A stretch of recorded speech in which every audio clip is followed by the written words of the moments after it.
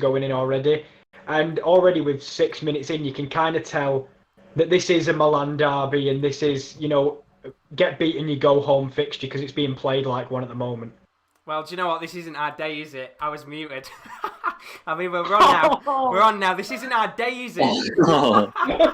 This isn't our day. How are we all doing? Welcome on to the Sports Corner. We were just saying before, basically, we've had a nightmare tonight trying to sort this out, and we've got there in the end. But this night could just not go any worse, could it?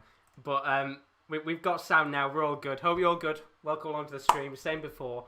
We've got a big Milan derby tonight in the Coppa Italia. As you can see on the bottom right hand of your screen, if this game does finish 0-0 or 1-1, then this game does go into extra time and we could maybe even see potentially penalties at some point. I'd say do the intros again, so why not? Joining me on the right hand side of the screen is Kieran L, of course. How are you doing, buddy? I'm doing all right. I'm glad there's not been a goal because now we're 7 minutes in and there still hasn't been one. Oh, God, it's been a nightmare. Trust me, we've had an absolute nightmare to try and sort this out. And joining us for the first time on a football watch-along, you'll have seen him on the channel before. He was part of the football pub quiz we did a while ago. And he's also a regular on the Wrestling Corner with Rowan. He's Simon Bullock. How are we doing, buddy? Well, I'm doing all right, thank you. Victorious in that pub quiz, may I add. The winner as well, absolutely smashed it out. All those many months ago. Yeah, but, I watch very little Italian football, so it's all quite new. But I think to be fair, it's a fairly good experience, isn't it, for a first watch along this type of game? Is it as defensive stereotypically is? Just not very attacking, lots of just blocks and. Yeah, potentially. I mean, the game that we watched, or I watched, midweek, the Atalanta game against AC Milan was quite a good match, and Milan coming off the back of a 3-0 defeat to Atalanta are going to have to look today to try and get something out of this match to boost their confidence. As for Inter, they come into this off a 0-0 draw against Udinese a few days ago, a pretty poor result for them, purely because, of course, with AC Milan losing, they had a real good chance to go even on points with AC Milan at the top of the table. But what are your thoughts on this game, Kieran? Because we've watched quite a bit of Serie A football in the past.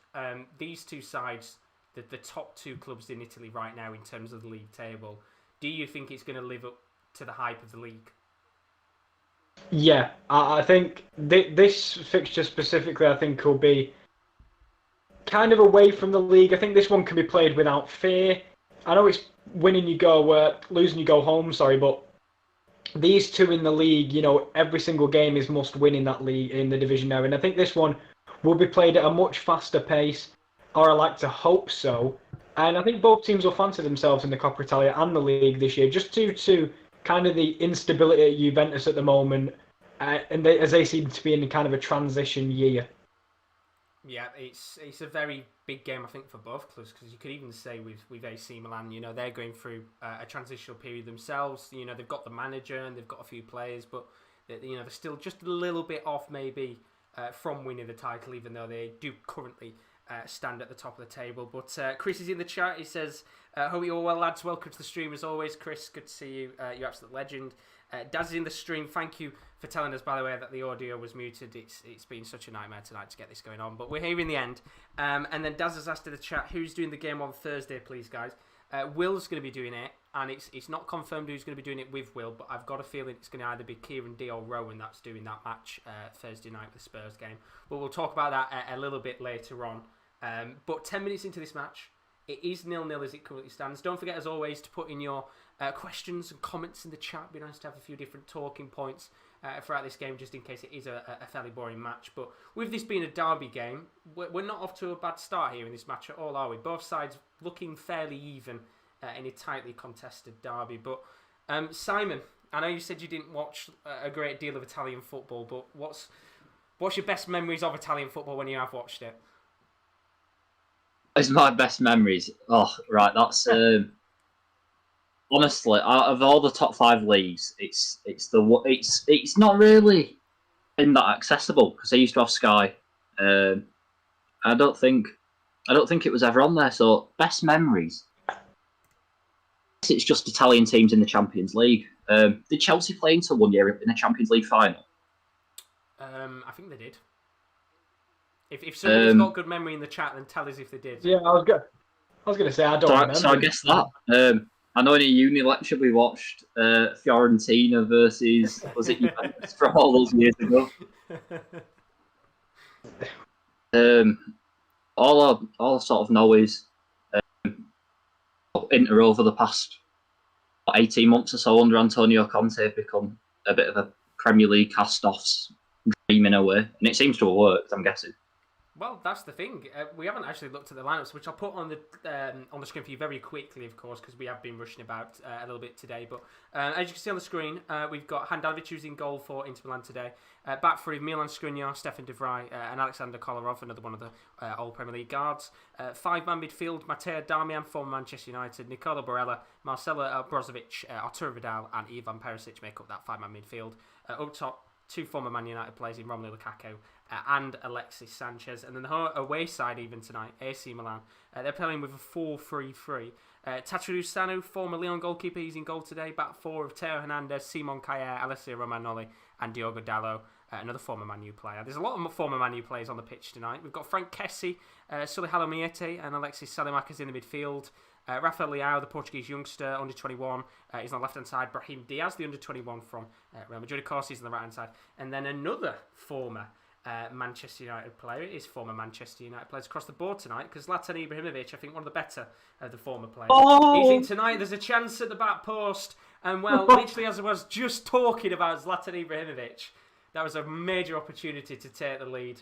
Kieran, you had your hands on your head there for a moment. Big chance. Yeah, I did, and Simon was right to make that kind of noise because it was flashed across goal by Ibrahimovic. He didn't connect with it, hit his shoulder. But I think he was going for goal, but then Diaz was coming in as well with a diving header, and he couldn't get it either, and it was just past the post. But real good ball in, I've got to say, by Rafael Leao. Unfortunate for AC Milan, that.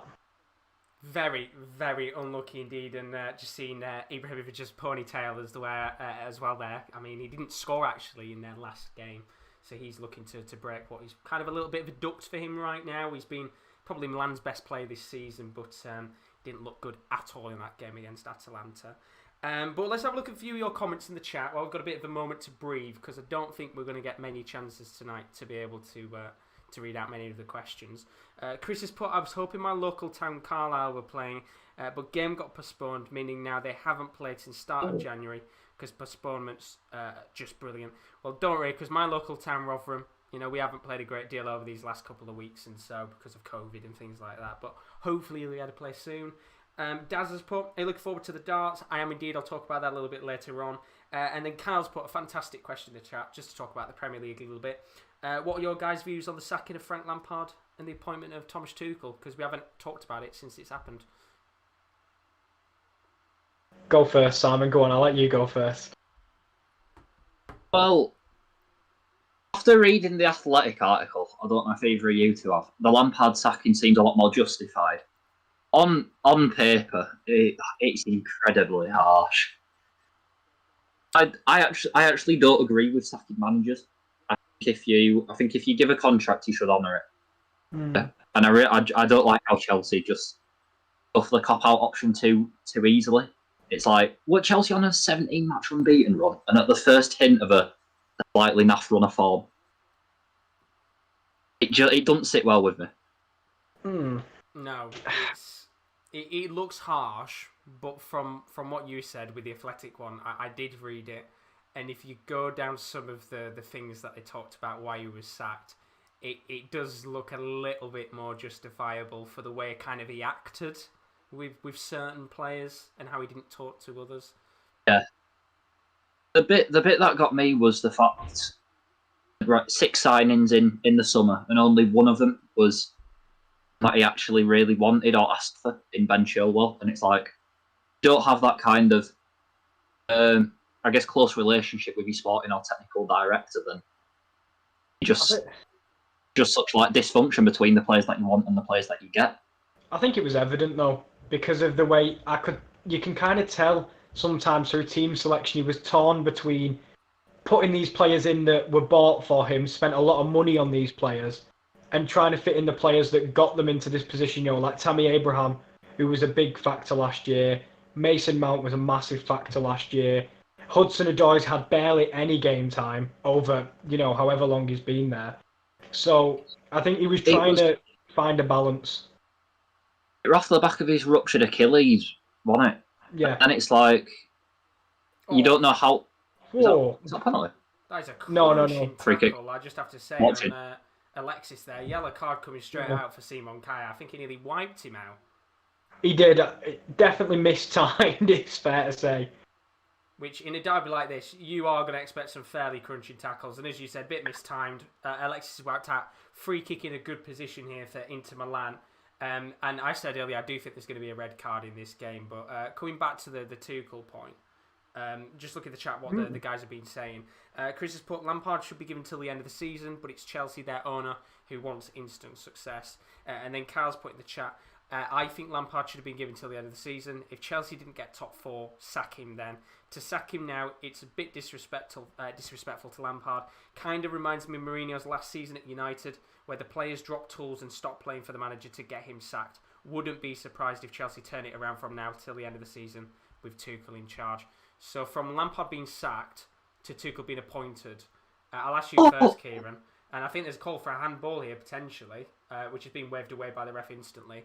But with Thomas Tuchel, good addition.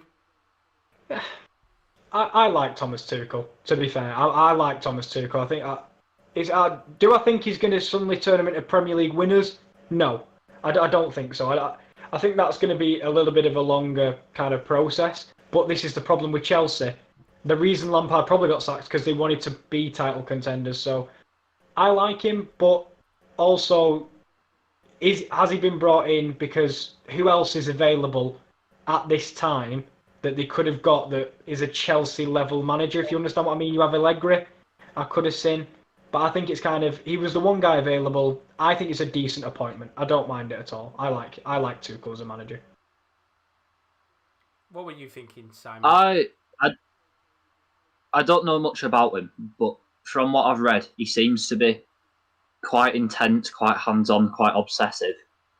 And wasn't that one of the reasons that players started down in the tools with Lampard, in the sense that they thought training sessions were too intense? Well, it's like, surely, if you're just going from intense training sessions to Thomas Tuchel, which sounds... It doesn't sound like it's a good match. I don't know. To be fair, though, Tuchel's had to deal with some massive personalities with Mbappe and Neymar, and they never actually seem too... Do you know, you see sometimes where players act spoiled?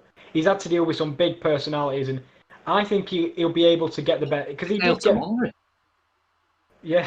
We've had a change here with Chelsea. Simon Kaya's night has just gone from bad to worse. Of course, just got a yellow card a moment ago. Looks like potentially he's also picked up an injury because of that tackle. So for Kaya Tomori's come onto the pitch here. That's actually his debut. He didn't play in the previous games. This is his first match as a Milan player, of course, coming in on loan from Chelsea. So what a big opportunity here for him to maybe put his name into AC Milan folklore potentially early on in a derby fixture like this. But look at the comments as well. Man United for Life is in the stream. Oh God, here we go again. He's put, hi lads, hope you're well. Do you hear that sound? Oh sorry, it's the silence of Liverpool fans. Liverpool are finished. Your team is dead. Liverpool are irrelevant now. We're probably in for another night of arguments in the chat again. We get that usually. Yeah, Jesus Christ. Unbelievable. But Fikayo Tomori, let's quickly talk about him as well. Kind of a deal that came out of nowhere, isn't it? You know, realistically, being a bit of an outcast for Chelsea over this last season under Lampard. Whether he would have been an outcast over Tuchel or not, I don't know. But good signing potentially for Milan with an option to buy potentially in a few months' time. He's one of the players that. I have no idea. Go on. I would say I have no idea why Chelsea haven't played him more. Well, this is the thing. He's got. I think he's got everything. This is one of the things where they brought in so many players in the summer, and they brought in obviously Thiago Silva, and Fikayo Tomori last year. I didn't think he was the worst of the centre halves, by any means. I don't think so. I think Andreas Christensen was awful. But I think Milan might as well. They have the option to make it permanent. Was it 30 million, Josh? It was around about 25-30 million, which is a decent price for a youngster. Well, and if he impresses as well, because again, if we look at Milan's kind of team, I've got to admit the centre halves don't fill me with excitement. I know they've got Romagnoli. Kier's all right, but I think they could have a good young centre half like that, and I think he could be in this team for a long time if they do secure the deal at the end of the loan. If Tomori hits form in these next 5 months or so, I beg we see a Stones Tomori partnership at the Euros. No Maguire? Well, it depends whether he's going 3 or 4 at the back. But if he's going with 2 central defenders, no, I wouldn't have Maguire. Well, I mean, this is the perfect chance for him to shine, and I don't know whether we saw an England player who did move over to Italy last year, Chris Smalling, who he came in from Manchester United, came on loan at Roma, did very, very well, in fact, in his season, and then of course has permanently moved over there. But there might be a little bit of chance here for AC Milan to come forward. Darmian whips the ball into the box towards Lukaku, and eventually it's cleared away. But there's a lot of English youngsters and English players just in general going abroad now. Of course, we've had previous players in the past. Joe Hart a couple of years ago, his necessarily didn't go as good as the likes of Smalling, and well, potentially what happens with Tomori and whether he turns good. But we are about 22 minutes into this game. As it currently stands, it is 0-0 in this match. Chris has put in the chat, Man United for Life has turned up after hiding for 4 years, 2017 their last trophy when United fans see 21 is coming. It means their next league title coming in 21 years. That's what they meant by that. Finally, I'm not silenced. Man United for life. We're in for a long 70 minutes. There's an argument going on. It's the absolute usual, honestly. It's a nightmare. But we've got a chance here for Milan to come forward. Rafael Leao is on the ball currently, the Portuguese under-21. Very good talent for the future. And AC Milan, they've made a fair few signings over this January transfer window. They brought in Kalulu, who played actually the previous game against Atalanta. He's on the bench today. Did actually quite all right before he came off with an injury. They've got Mete, who came in on loan from Torino, which is a fairly good deal, a bit more experienced player than the likes of Kalulu. He came into the side. They've got an option to buy there. They've got Tomori, who's coming as well. And then one player who's actually not in the squad today, which is a real shame. Mario Mandzukic came in on a free, formerly of Al Dahail, Juventus, Bayern Munich, just name a few of the sides that he's been at. He isn't on the bench today. He actually didn't do much in their last game against Atalanta. But there's a chance here for Lukaku. Good save from Tatarou Sano with his right foot. Eventually it's cleared away.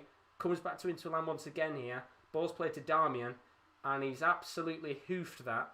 And Vidal's done very well to get the ball back here. But a bit of pressure from Inter Milan. They've still got the ball. It's Ivan Perisic, Champions League winner last season. Still driving into the box. Perisic lays the ball to Lukaku, and there's a slight deflection. Goes out of play for a corner. Big chance there for the home side. Massive chance. Probably the biggest of the game, I'd say, definitely. And you can just see Perisic. He dances his way past this Milan defence. And I think that's going to be the one worry, I think, for Milan. After conceding 3 against one of the top sides in Serie A, the one thing you don't want to do is concede again. And Tatarou Sano, he was the hero in their last match in the Coppa Italia.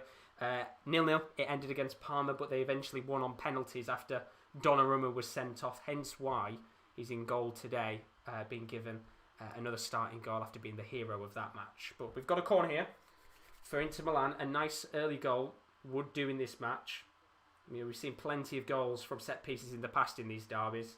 I remember Philippe Mexes scoring an absolute screamer from a volley in a derby a few years ago. I don't think we're going to quite see the same here, but the ball's lobbed into the box and it's headed out of play, but comes towards Barella. And well, I said about a volley, but not quite the same as what Mexes did a few years ago. It's a bit of a cagey one, isn't it? And these two sides in the past, I think they've both gone through periods in the last couple of years where they've struggled. I think AC Milan, more than anything, can kind of talk about that last couple of years.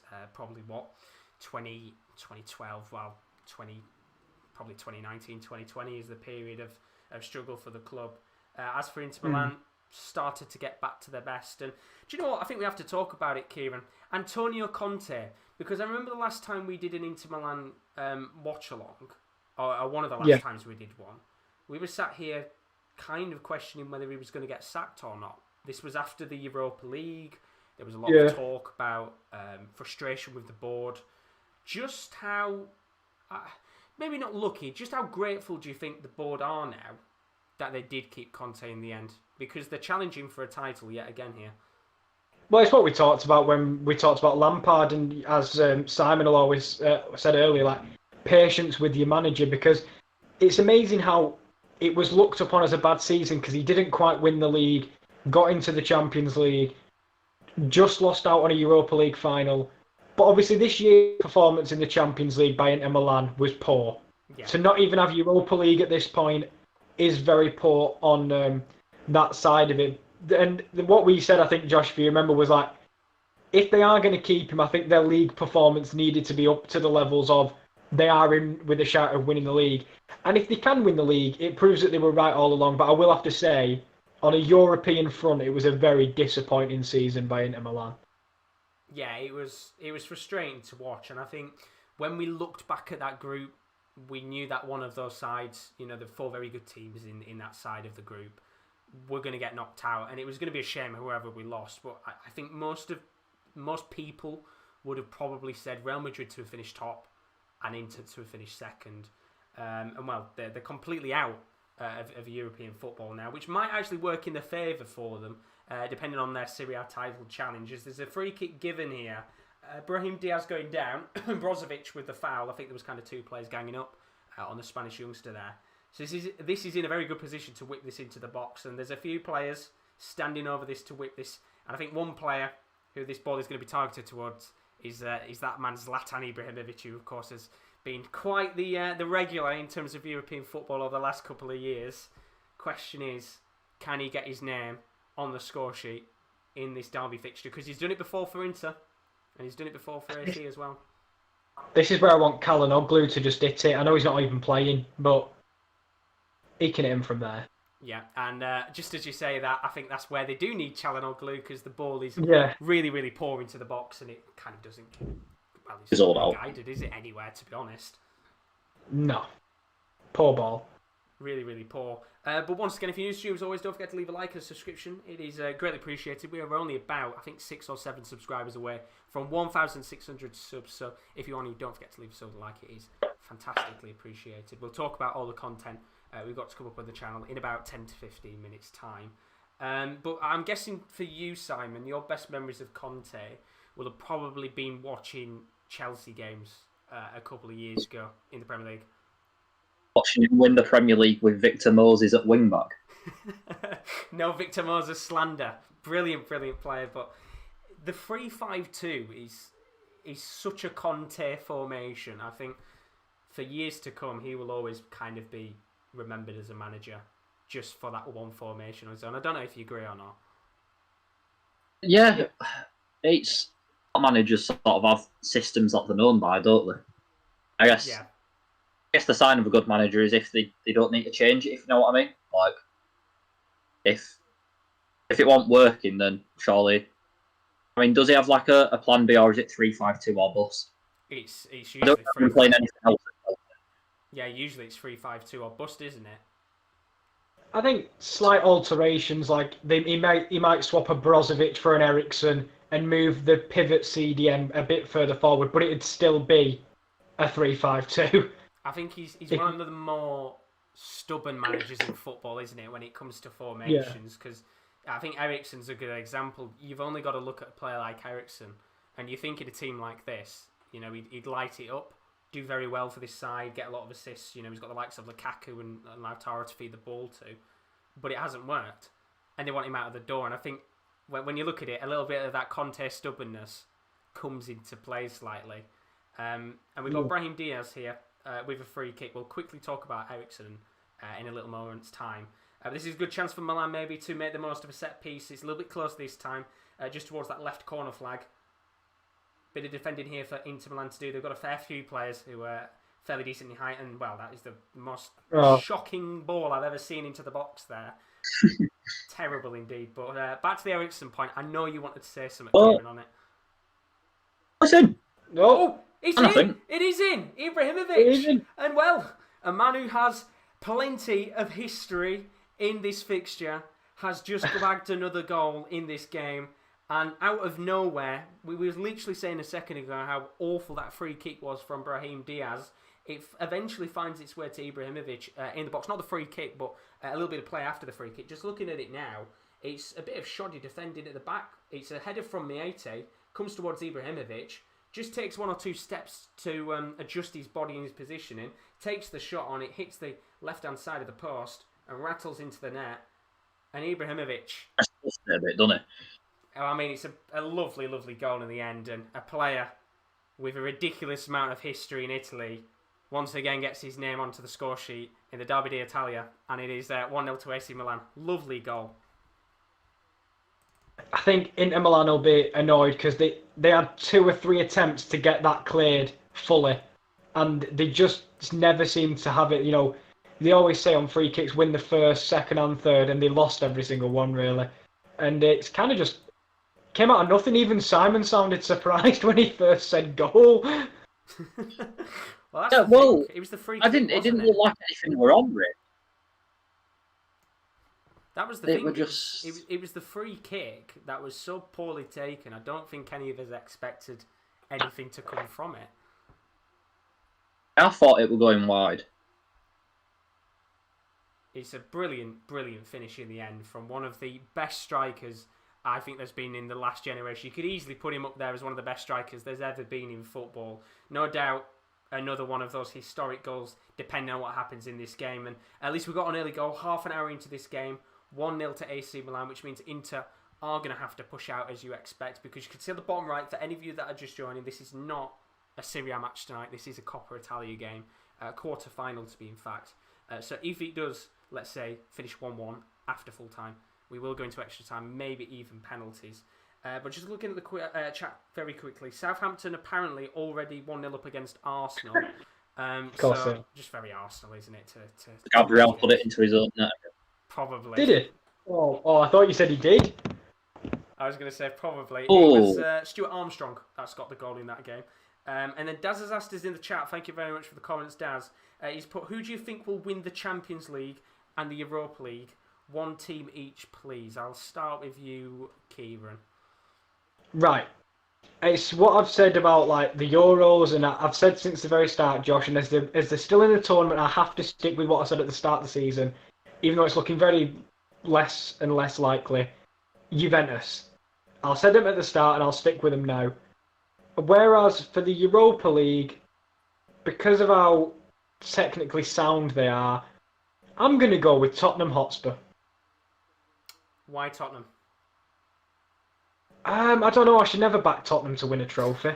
I'm going to go just because I think in terms of Mourinho, as much as, do you know when he mugged off Arsene Wenger, calling him a specialist in failure? To be fair to Mourinho, he's a serial winner. He literally wins everywhere he goes.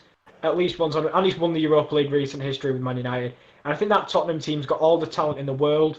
If everyone stays fit, and now they've got more depth as well because they've really signed in the summer, I think Tottenham can go on and win it.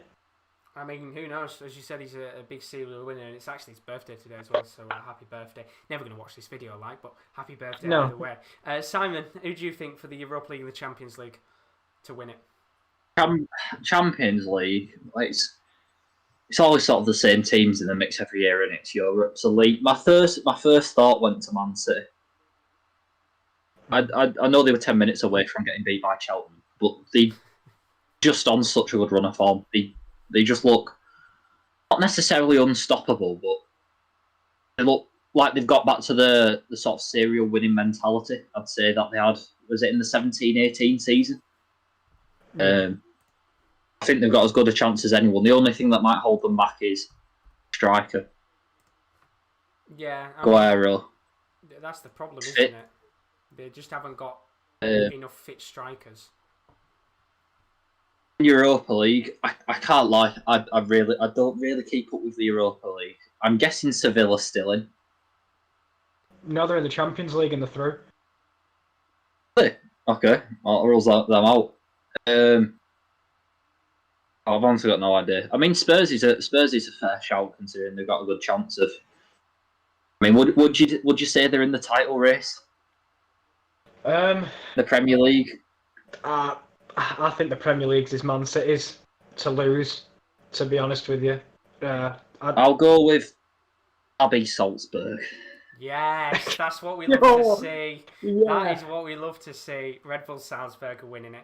However, I tell you what, I'll say my Europa League one first because I've got a feeling Villarreal's going to win it, which they play Salzburg in their knockout stage match. So I'm kind of going against Simon's prediction here, but I think because they've got such an experienced manager who knows how to win this competition, I think they've got a brilliant side. They're in fantastic form. They've done really well in the Europa League. I think, in fact, they might have been the top scorers in the group stages, which, to be fair, you can't take that into account because you are playing some fairly slower teams in the competition and lower ranked. Although there is going to be a chance here for Inter Milan. Ball's played to Perisic on the inside the box, flick towards Lukaku, towards Alexis, and how has that not gone in the back of the net?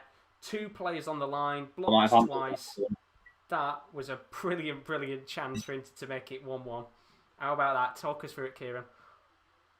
I think I've got to admit, I think it was a really good chance for Inter Milan. The ball was kind of recycled back in. It was kind of take your pick on the edge of the box. Lukaku could have shot, Vidal could have shot, and then eventually it was crossed into Alexis Sanchez, whose header was deflected off the line, I think by Romagnoli, but not fully off the line, so Kessie had to help him out and head again off the line. A really strange chance, I've got to admit. A real opportunity in the end there, and it's kind of the one player I don't think you actually want to have a header. You know, you want Lukaku there rather than someone like Alexis Sanchez, but a real big chance there for Inter Milan to make it 1-1 in this game. But to go back to my point, I think Villarreal will win the Europa League. As for the Champions League, I'm backing my boys again this year. I'm backing Atalanta. Why not? Let's just have goals again. They've got the experience now in the Champions League. I mean, they're probably going to get knocked out by Real Madrid, but knock Real Madrid out, you never know. Real Madrid didn't look impressive in the group, and I watched that group a lot. You know that, Josh, and I was never once impressed by Real Madrid, and I think they were flattered to be top of the group. Yeah. And I know I'm going in a little bit, but I just don't think, and you've seen how they are in the league this year, I think Atalanta have got more than a good enough shot to win that fixture. But I think, going back to the Europa League, what are the odds on Villarreal drawing Arsenal if they both go through? I've got a feeling that's the storyline, like just set up perfectly. It's probably going to go that way, isn't it? It'd be very typical with the way that the draws go for Villarreal to play Arsenal. I'm going to look at the chat in a second. There is a little opportunity if the ball to be flicked in towards Lukaku from Perisic, although it is blocked. It's Arsenal 1, Southampton 1. Nicola Pepe has scored, so that was fairly quick for them to get an equaliser. But do put in the chat who you want to see win the Champions League and the Europa League, because I'm interested to see what you guys are thinking. Chris has put he thinks Atletico Madrid to win the Champions League because of how well they've been doing in the Liga this season. He agrees with me. He's saying Villarreal to win the Europa League. And then, of course, we forgot Kieran. Slavia Prague for Europa League, Kyle said, with a thumbs up. We didn't forget, Josh. If Rowan was here, he would have said.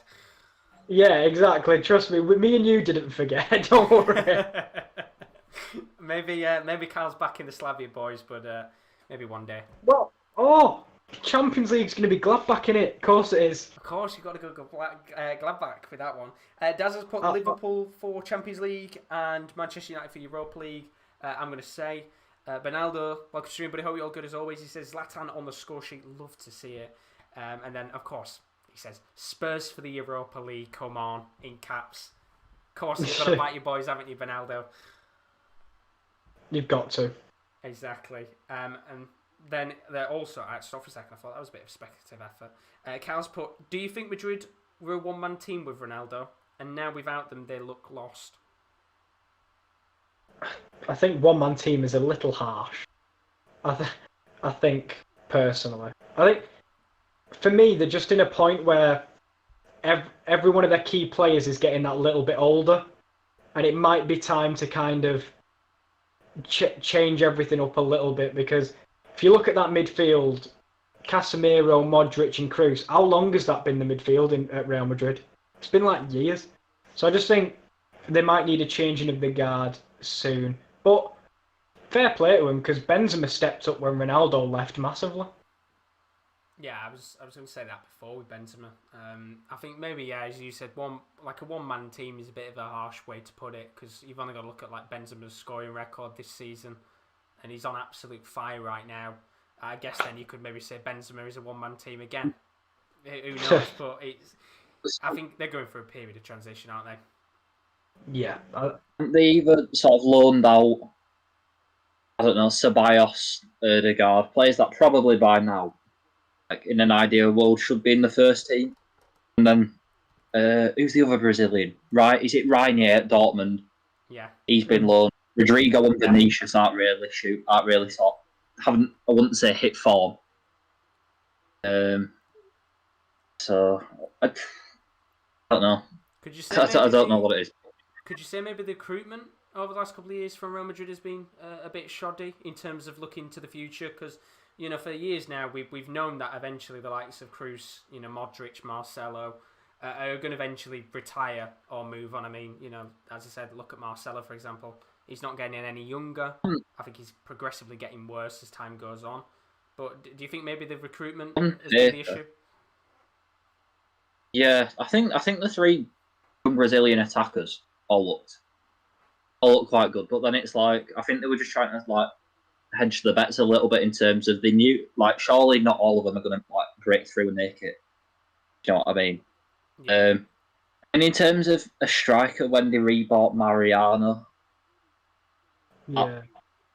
Not slightly suspect, but it wasn't. I don't know. Maybe the statement of ambition. Though. I think them and Barcelona are big culprits of bad recruitment over the past couple of years. I mean, they got rid of Marcus Llorente, and he's probably one of the best players Atletico Madrid have right now. And I've just totally forgotten about Luka Jovic. Yeah. Well, I was going to bring him up. It was the summer where they bought like so many players. Theo Hernandez has completely rejuvenated his career in AC Milan now. When you look, they bought Ferland Mendy. Yeah, he worked out because Marcelo's a bit too old now. Militao won't get in over Varane or Ramos. And as you say, the attackers, I guess, Vinny Jr. and Rodrigo. Hazard again, as well, isn't it? Yeah, Hazard's a misfire completely. It very much reminded me of Coutinho at Barcelona. The similarities between the two deals, crap tons of money, and he just couldn't stay fit for love nor money. And it just bad recruitment. I think the Spanish league is slow. Do you remember when it used to be the elite of football? I just don't think it's even. I think it might be fourth, third at best. I mean, you've got to I feel like the quality what it once was. Yeah, you've got to look at it now, and I think for Atletico Madrid, they'll be looking at the league and the likes of Barca and Real Madrid, and they'll be licking their lips because for as long as those two teams struggle, Atletico Madrid will no doubt thrive because you look at their business and how they've run the scrap, which there's a right scrap going on right now. I don't know what's happened here, but someone said something to Lukaku and he's absolutely rifled up. It's Zlatan. Oh, I think it's Zlatan. Who else was it going to be? Well, Lukaku's not happy. Of course, Zlatan certainly has quite a lot to say. And no doubt Zlatan will come out on top here. I assume both players will probably get a yellow card here. Yep, 2 yellow cards coming out. Did you guys see Martin de Roon on Twitter? Yes. He is unbelievably good, isn't he, on Twitter? Oh, now Vidal's getting involved, which, well, of course, who else is going to get involved apart from the man who must get sent off every 3 games in his career? So Lukaku's going to miss the next match because he's got a yellow card. But luckily... Oh, no, they're still bickering at each other. Oh, God. He's typical Zlatan. Did you see it, Simon? What's the males going on there? I have come across Martin de Roon on Twitter, but I don't know anything about him apart from his national at Middlesbrough. Yeah, well, this is the thing. I think there was a game last year where he scored an unbelievably bad own goal. And you know that thing, that video where it starts, I bet you wonder how I got here. And then it's just a video of him. Oh. He's put his head in. Well, this might get checked by VAR, which it's not No. going to get checked in the end. No, Probably like, but it looked a bit much that. Well, there's going to be no check by VAR, but free kick lobbed into the box in the end. Imagine how shit out that would have been if Lukaku had scored. Hit on the volley by Brozovic, and I thought that was nearly in the back of the net. Well, we've seen some wonder goals in the past by the Croatian, and that would have been one to go into the highlight reel for sure. Ball eventually comes out from that free kick. He adjusts his body, hits it on the turn, I think with his left foot, and that's going to be the last kick of the first half. Oh, And wow, that at was time, well, it's still going on here. Lukaku is having to be held back here. Oh. Ibrahimovic has said some words again. And, well, this derby is getting absolutely feisty. I wouldn't want to suggest anything or trigger anything off, but do you think Lukaku thinks Zlatan might have said something racially inappropriate? Well, it's from that kind of response. He is fuming. I just think it's probably a very Zlatan-esque thing. Not the racism, but it'll be something that's very Zlatan-esque he said to Lukaku. I don't know whether it'll be, as sad as it is said, it'll probably be something stupid like something about his mum, because it'd be something like Ibrahimovic would probably do. He'd have said something personal. I don't know, because he's been around the game a long time. It's interesting, but I tell you It's what, not like he's just riling up anyone. Yeah, exactly. You know, those two players know each other quite well. But we're at half-time now, and what a brilliant game it's been. We've had a bit of drama late on in this game with Ibrahimovic and Lukaku, which I think will be something to watch out for in the second half. And most importantly, we have had a goal in the first half, of course. Zlatan Ibrahimovic in the 30th minute. It all came from a free kick out of, well, absolutely nothing. It was a terrible ball in from Brahim Diaz. And about 10 seconds later, it somehow found the ball at the feet of Zlatan Ibrahimovic inside the box. And, well, you know, I'd say 9 times out of 10, but it tends to be 10 times out of 10. Ibrahimovic slots the ball away in the back of the net, comes off the left-hand side of the post, and AC Milan leading this game 1-0. But we could have been saying 1-1 because there was an absolute perler of a chance at the very end of this first half. Would have been probably, well, I would say probably, would have been goal of the tournament, no doubt, from Brozovic. Hits the ball from on the volley from outside of the box, and a really, really good chance to take this game 1-1 at half-time. But half-time, 1-0, Ibrahimovic on the score sheet. And I think, well, depending on what happens the next 45 minutes, we might just be talking about Ibrahimovic a little bit more than just that goal scored. A little bit feisty at the end there, Kieran. Yeah, it'll be interesting to see. I'm sure we'll get, because the stadium's so quiet and they'll probably have mics picking it up. It'll be interesting to see what he said, because at the end there, that was Lukaku really riled up rather than, you know, just the normal levels of anger. So it'll be interesting what he said, but we've seen this for years. It's probably just to get him off his game and try and mess with him a little bit. But it will be interesting to see if Lukaku scores later, just to give it a bit back, and we'll have to see how that progresses. It's a nice storyline for the second half anyway. I hope that happens. Well, this is what we want. I really do now you've suggested it. We want the feistiness, and it reminds me, I can't remember which two players were involved, but I think it was an under-21 game a few years ago. It was an international one, where a guy had scored a goal and he celebrated in front of another guy. I think it was about 5 minutes before the end of the game. And then I'm pretty sure the other guy then scored the winning goal and celebrated in front. That's what we want. We want that type of action. When you said that, I thought he was going to mention, do you remember Van Nistelrooy with the penalty? That's what I thought he was going to mention when he went and cheered in front of his face. That's another instance, isn't it? But, you know, we said in a game like this before we went live on air that it's one of these games where it's always going to be feisty. You know, two inner city rivals, they hate each other. The amount of history between these two Italian clubs is, you know, massive. And we've got plenty of big world-class names on the pitch right now. And of course, the world-class name of Zlatan Ibrahimovic has put AC Milan 1-0 in front, which we'll talk about the players on the bench in a moment's time and who can maybe make a difference in this game. But we've got plenty more content still to come on the YouTube channel over the next few days. Let's have a look at what's to come in a moment. Let me just take you two guys off the screen for a second. There we go.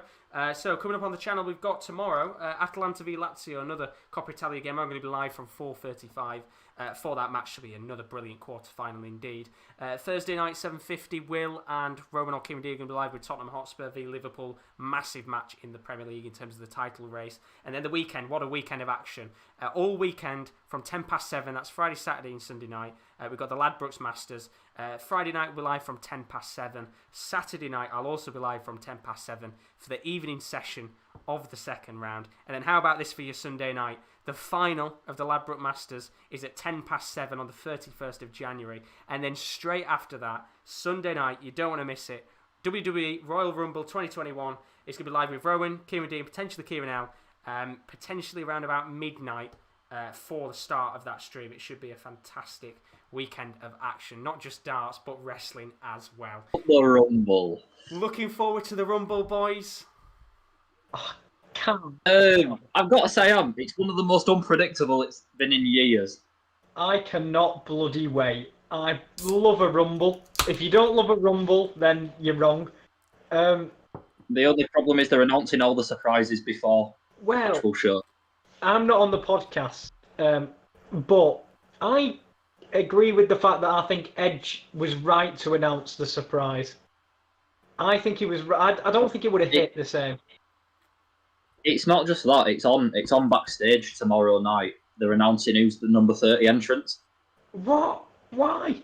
Yes, quite. That's awful. I take back what I said. That's awful.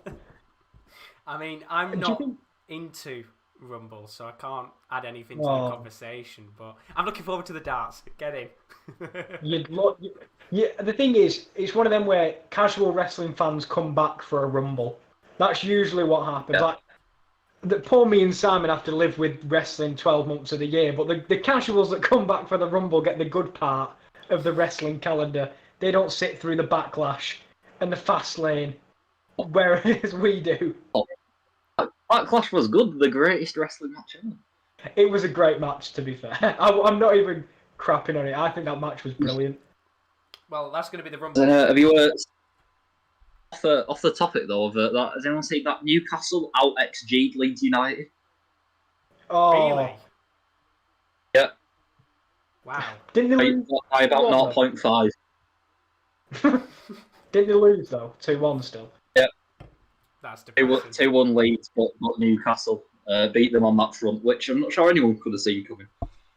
No, and I'll be honest, I don't think Bruce is going to keep his job by saying we 0.5 XG Leeds United. I can't believe they've got 19 points.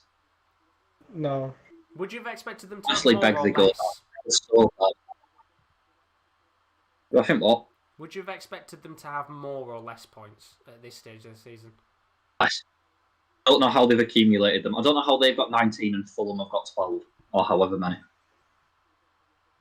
I mean, I think Fulham have been so good. It's hard to remember when Newcastle won a game. It is difficult. They beat Everton 2-1, and that's all I can think of. It is hard. Yeah, do you know what? It's a fair point, actually. I can't think of a game off the top of my head where I just remember that performance. The thing is, it's like, what do Brighton have? Because I'm impressed by Brighton every time I watch them play, but they never win. That's the problem. They always draw. Or I know they beat Leeds not too long ago, but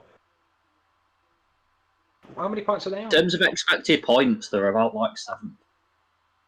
They're well up there. Exactly unexpected. It's what I mean. Like when I watch him, I think I was talking. I can't remember if it's you, Josh, or KD I'm talking to. I'm just like, they're playing brilliant again, and then they never win. Yeah, they are a consistent side, aren't they? But just not consistent enough to gain points, which is the mad thing when you think about it. It's crazy. Yeah. But we've got plenty of stuff, I said, still to come. The Rumble, it is a massive, massive weekend of action. The boys will probably be live around about, I think they were saying around about 11 / midnight, so straight after the darts when the Ladbroke Masters final is finished, whenever that is going to be, because it's the semi-finals and the final on Sunday night. The boys will go live straight afterwards with that, so you've got content on the channel from 7 o'clock till the early hours of the morning, so I'll be looking forward to that indeed. Just look at the chat, see what you guys say. Rowan's put, we love a rumble. It's the equivalent of a signing being announced by a journo before the team, so the surprise ain't there. And then just quickly talking about Brighton as well. Bernardo's put Veltman, Lamptey and Solly March are insanely good. Love watching them. So it's not just you like Brighton as well, Kieran. No, it's not. I think I love Brighton. Yeah, I think they have some good players. I think Maupay's good. I worry he's got to the point where he got a little bit too egotistical for my liking. Like, I liked a little bit of, wink, wink, nudge, nudge at the opposition. But then when he wasn't backing it up with performances, I began to worry that it had all gone a bit much. And the only thing that the Rumble is missing, if it's a signing announced by Journey, is a Fabrizio Mano, here we go, before number 30 gets announced tomorrow, Simon. I'm just imagining Michael Cole just yelling that before every entrance. Here we go. In terms of Brighton, the man I feel sorry for is Jose Izquierdo. Yeah. He's been injured now for a short of 2 years. He'd actually be one of their best players. I remember the year they came up, he was like the one guy. The weird thing is, though, they've got a lot of players very similar. Like, Trossard's a very similar player. I don't rate Trossard, by the way. And also, I agree. I do. It's your hand bash I'm not a fan of. Oh, no! Oh, dear. We've just heard a very bad comment in the stream. Oh, dear. I mean, Roman's just put Ali Razor, can't forget Ali. Go on. Put your reasoning for it, Simon. What? Simon, you've just... This is sacrilege at this point. Why? Do you look like your hand bash or something? Oh, my. Right. To give the viewers a bit of context, if you're not aware, Kieran is a massive, massive Ali Reza Johan Batch fan. He loves him to death. He adores him. I don't dislike him, but he's not lived up to the expectation, has he? Well, Kieran's not happy, but I think deep down he might, on the inside, agree slightly that he hasn't lived up to the hype. No, I don't agree at all. 17 million? No, I'd have paid double. Well, a bit of disagreement I'd like him becoming good. No, he's... Right, I'm just saying, in a different team, he's better, right? You know what? I think he's had moments where he's looked every part worth 17 million. It was the 2 weeks of January last year where he looked all the part of 17 million pounds. And I just think he's got further and further down the pecking order. I think a move is good for his career, but I don't want you saying that you don't rate him, because that is bad and it hurts me very deeply. Maybe they should. I think there's a very good player in there, and I know he told him the Eredivisie, but it's not translated. Apart from the old red kick against Chelsea. Yeah, that would be the one moment he'll be remembered for. Maybe they should have signed Gucci Nejad. If you remember, Josh, to be fair, right? He's a great player, by the way. Also, Gucci Nejad's a great. Asmoon is another one. I think he's a world beater. I mean, Kyle's just said you might as well run now, Simon. Save yourself. Exactly. I was completely unaware of the Alireza loving. This is also if you go and if you slag Xhaka off, or we've got problems if you slag Xhaka off. Look at his face. Granit Xhaka. Yeah, Granit Xhaka. He loves Xhaka, Kieran. He loves Xhaka. Look at his face. We even have. That one's far more suspect than Johan Bash. We've got one person that comes into the stream every once in a while just to put something about Xhaka, just to please Kieran. Oh, it's Xhaka for president. Has been a trend before. Trying to think who were the players. I get really touchy over if someone says they don't like him. I can't think. To be fair, Simon, just because I'm tetchy over them doesn't make them good. Yeah, do you know what? That's quite an interesting talking point, actually. Like, what players are you tetchy on? Because, like, for me, I would have said, and you'll know, Kieran, I'm quite tetchy on Giroud. I'm quite tetchy on Falcao. I'm quite tetchy on Andre Pierre Gignac and Memphis Depay. Basically, any striker over the age of about 34, I'm quite tetchy on. Not necessarily tetchy, but if you don't rate Mason Mount and Tammy Abraham at this point, then I don't think football's the spot for you. Oh, Oh. Interesting. I have heard some Mason. The one thing I will say is I don't think Mason Mount should start over the likes of Jack Grealish. I can't understand for the life of me why he starts over Jack Grealish. I put him on a similar level. Grealish is far more pleasing to watch, but Mason Mount just he's everywhere. So he doesn't just run around like headless chicken. He actually progresses the ball and stuff. I'm trying to think. I was banging on about Emil Smith Rowe for ages until he actually broke through. And now I'm so happy he's actually. Yeah, that's the thing. Players like, do you know Joe Willock? Like, people were so high on Joe Willock, but I don't see him often enough. Yeah, I never got Joe Willock. I don't see him. And for those of you in the chat as well, do put the players that you get quite touchy on. What are the players that you appreciate in football that if somebody has a different opinion on, you don't appreciate? Because Ron's put in the chat, of course, 3 players. Peter Olyinka from Slavia Prague, Jake Vokins, who's on the bench tonight, congratulations to him, and Gio Reyna from Dortmund. Jake Vokins is starting. Is he starting? I thought he was on the bench. Yeah, he's starting a football match. Congratulations to him. Rowan will be happy for the FPL points. I'll be honest, we're forgetting a few here, right? I'll be honest, for me. Ali J, Ali Reza Jahanbakhsh, Xhaka. We'll add Gucci and Azmoun and Jahanbakhsh as a package deal. It's like a 3-for-1.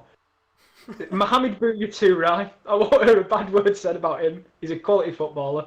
Who else have we got? If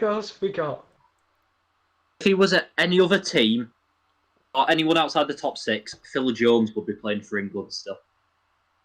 You are joking. There is a top player in Phil Jones. You are joking.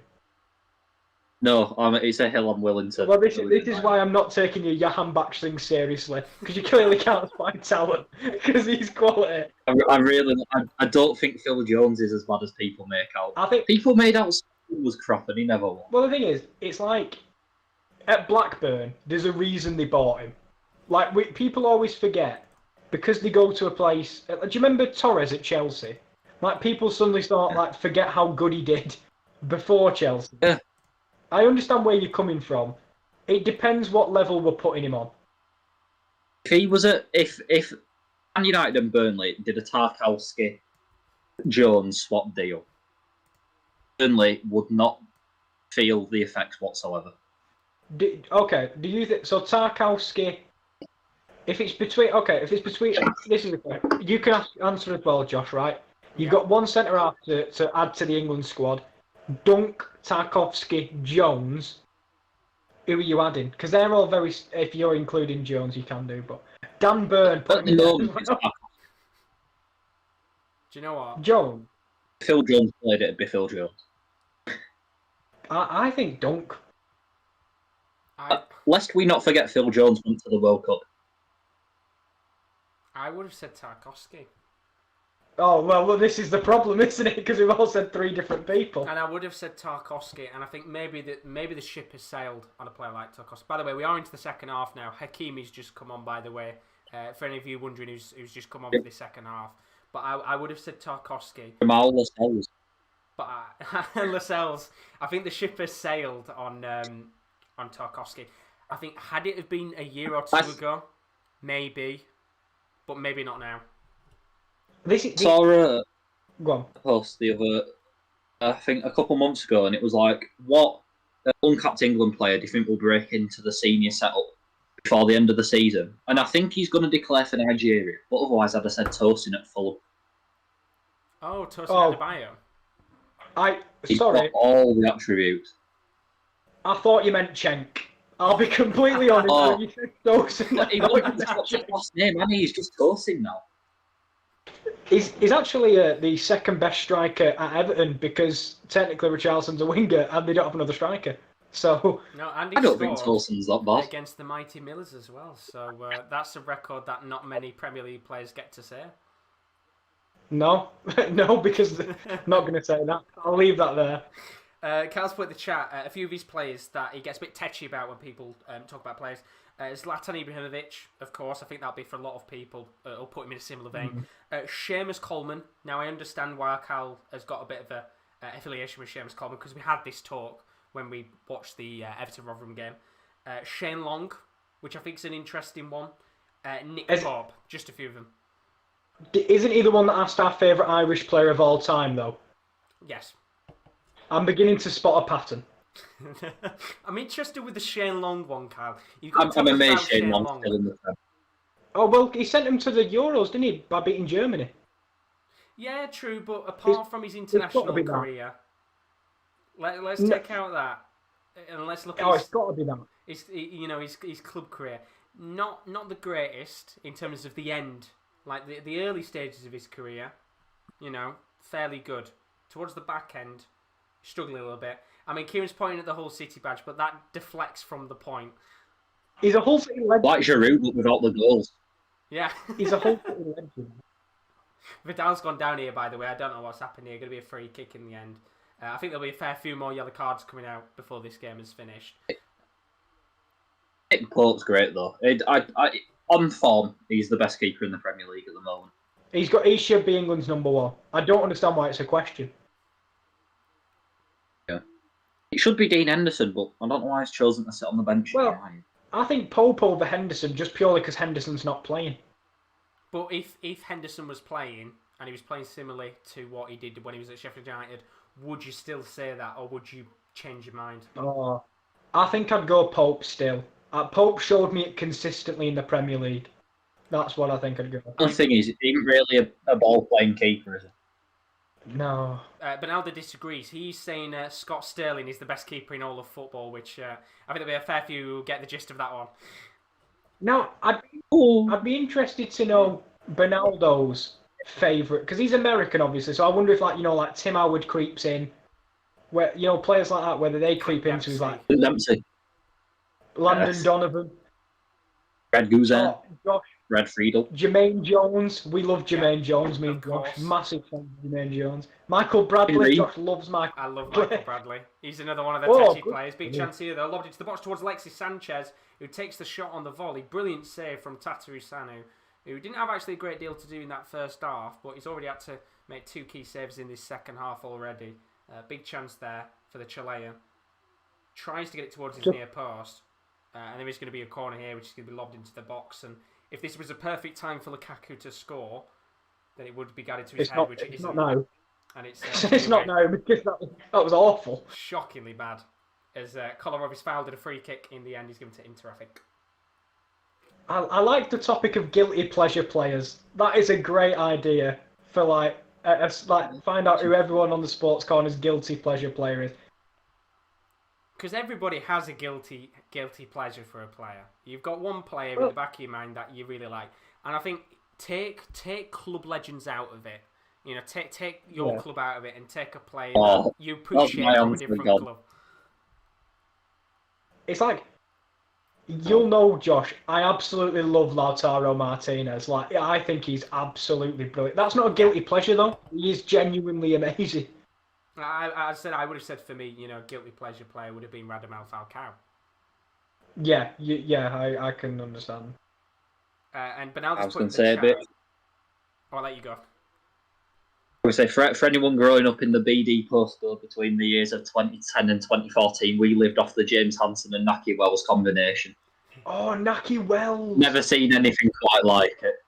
Naki Wells. Oh my God, Naki Wells. Hansen and Wells, legends around these parts. This is the thing. If you're talking about like Dean Windass, for me, will always be a world quality striker because of that goal. Giovanni. I have never seen a more technically sound player play for Hull City. He's so good. I loved him. That's the thing. There's always, the one or two plays. Like for me, it'll always be Alex Ravel, just for the most unbelievable goal I think I have ever seen in terms of a playoff. I mean, to be fair, Kyle Vassell did his best impression last year. That was unbelievable. He did, and we witnessed that live as well, as Marcelo Brozovic has gone into the book for a foul on Rafael Bial. Yeah, I know this game's still happening, but what is the best goal you've seen live? That is a question I will ask to Simon, because obviously, Simon, we don't actually get to talk football as much as I'd like to. I've got an answer. Right. You're not going to know it because there are like 300 people there. Is it from a guy's Isley versus Barnes in the pre-season. Zeki Fryer's just twatted one from 40 yards out. I can't word it any differently. I think it's on YouTube. I know. It's Zeki the best goal I've ever seen. Zeki Fryer's against Guiseley in pre-season. In terms of the best goal I've seen in person, in terms of technical finish or one that meant the most. Well, that's a good point, actually. Okay, because there's by far the best game I've ever been to was Capital One Cup second round, Bradford City versus Leeds United. First time in years, and Leeds United took the lead in the 82nd minute, and really not equalised in the 84th, and Big Jim headed home in the 86th. And I've never seen carnage like it. He used to work at the co-op, wrote his name into folklore. There's a video on YouTube of someone filming it from the Cop at Bradford, and it's just unreal. The game we watched, Josh, the 3-2 at the Aseel New York State, it meant nothing. It was a second round FA Cup. It meant nothing. But that game had literally everything. It had a screamer, a comeback, a hat-trick, a red card. Everything you would have wanted from a football game. But still, I think the one that tops it for me, goal-wise, was under Marco Silva at home. We were down to 10 men against Watford. Umar Niasse got sent off. He didn't even touch the man. Still fuming that he got sent off. And then Klukas on edge of box, chests it, volleys it, just in off the underside at crossbar. And live, there was limbs. We started chanting, "We are staying up," and then lost to Burnley and Sunderland and went down. But it's fine. It was a good day. You always have the more memorable goal. I mean, as you said, you know, the game that we watched was unbelievable, absolutely unbelievable. It just had everything. But like for me, it has to be the Champions League game where I went to watch Monaco, Manchester City, and it was the Falcao chip. One of the most unbelievable, the audacity to chip in that situation, to get the ball around John Stones. Which, of course, we know at that point he wasn't exactly the most greatest centre-back for them. Quite changed now, hasn't he? Although I'm going to stop for a second because there's a little chance here for Inter to come forward. Ball is inside the box, driven towards Lukaku, tries to backheel it, and a really, really important block in the end by the substitute for Tomori, who just gets the ball out for a corner. But the audacity to chip it in a Champions League knockout stage match, it is absolutely unbelievable. And to be there as well. Knowing I'm not a City fan, but watching it in the City parts, and you want to celebrate it, but you've just got to keep yourself calm and vigilant. It's absolutely unbelievable goal. It's a crazy one, absolutely crazy. Kyle's put in, by the way, in the chat. I'll go back to Benaldo because obviously you asked Benaldo a little bit earlier on in the stream about his player. He put, "I'm still relatively new, a new viewer to football. Can't really say who it could be, but he did say, in terms of looks, René Higuita." The scorpion kick goalie, of course. Of course, which is a very good shout. And then Carl's put about Shane Long. I mean, Shane Long isn't a proper goal scorer, but for me, he puts his heart and soul into his game, and he's always running, chasing down defenders and goalies. Maybe not as much as he used to, but people never give him credit for what he does. If he was English, he would be lauded over, but that's my opinion. Also, he scored the Premier League's fastest ever goal. And Irish, hell yeah. And I mean, you can look at him in the same vein. And I mean, not in terms of running, but you can look at him in the same way as probably what Benteke's done for Palace recently. He doesn't score, but he's fairly pivotal to the build-up play and how they score. I mean, he got an assist today as well, fully enough. I'll always love Shane Long. Him and Nikita Jelavic up front. Premier League years. Oh, another goal, by the way. Nikita Jelavic and Sonny Aluko away at Newcastle. One was an overhead bicycle kick, and Sonny Aluko's was the most beautiful volley that kind of bended into the far post. I know we're done talking about goals now, but yeah, I love Shane Long.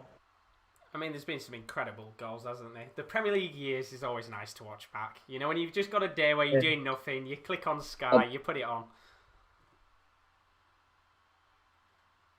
But I was just reminding myself of when Bradford beat Arsenal and Gervinho scuffed his penalty wide on a cold Tuesday night at Valley Parade. Gervinho. Not a goal, but it's as good as. Oh God. What's in terms of like? Let's take out the goal situation. But what is your favourite game? It doesn't have to be for the goal, but what is the one game that geared you up? And is like the one game that you remember? Wait, been to or watched? Both. Right, okay. Oh, who wants to go first? Go on, Simon, you go. It's Bradford Leeds on both fronts. You don't get that much excitement at Guiseley. It's been pretty run of the mill, to be honest. there are. I mean, there was Fleetwood Town at home in the FA Cup second round. That was live on BT Sport, but that's probably as good as it got.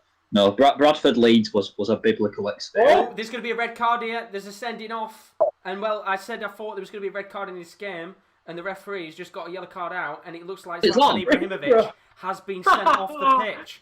And the one man who'd been talking quite a lot of crap at half-time has just been sent off, and the goal scorer has just put Milan down to 10 men, and it is a foul on Kolarov. And in the end... Yeah. It's looking like the referee has given the right decision, and Milan are down to 10 men. Feisty game this could turn out to be. Yeah, I want to see Lukaku doing the Yves Bissouma laugh over him like he did over Monreal. Yeah, you know what I mean? Yeah. Do you know another thing I remember about Yves Bissouma? Do you remember last year when he got sent off for like a sweet chin music sort of thing when he went to Scorpion kick the ball? But hit someone's face. Oh, that raw on Jamal Lewis, wasn't it? Yeah, and it just hit his face and said, "Look, they've gone straight to Lukaku on the close-up." Of course they are. Do you see the Jarrad Branthwaite and Dale Fry thing in Championship? No. Neil Warnock's.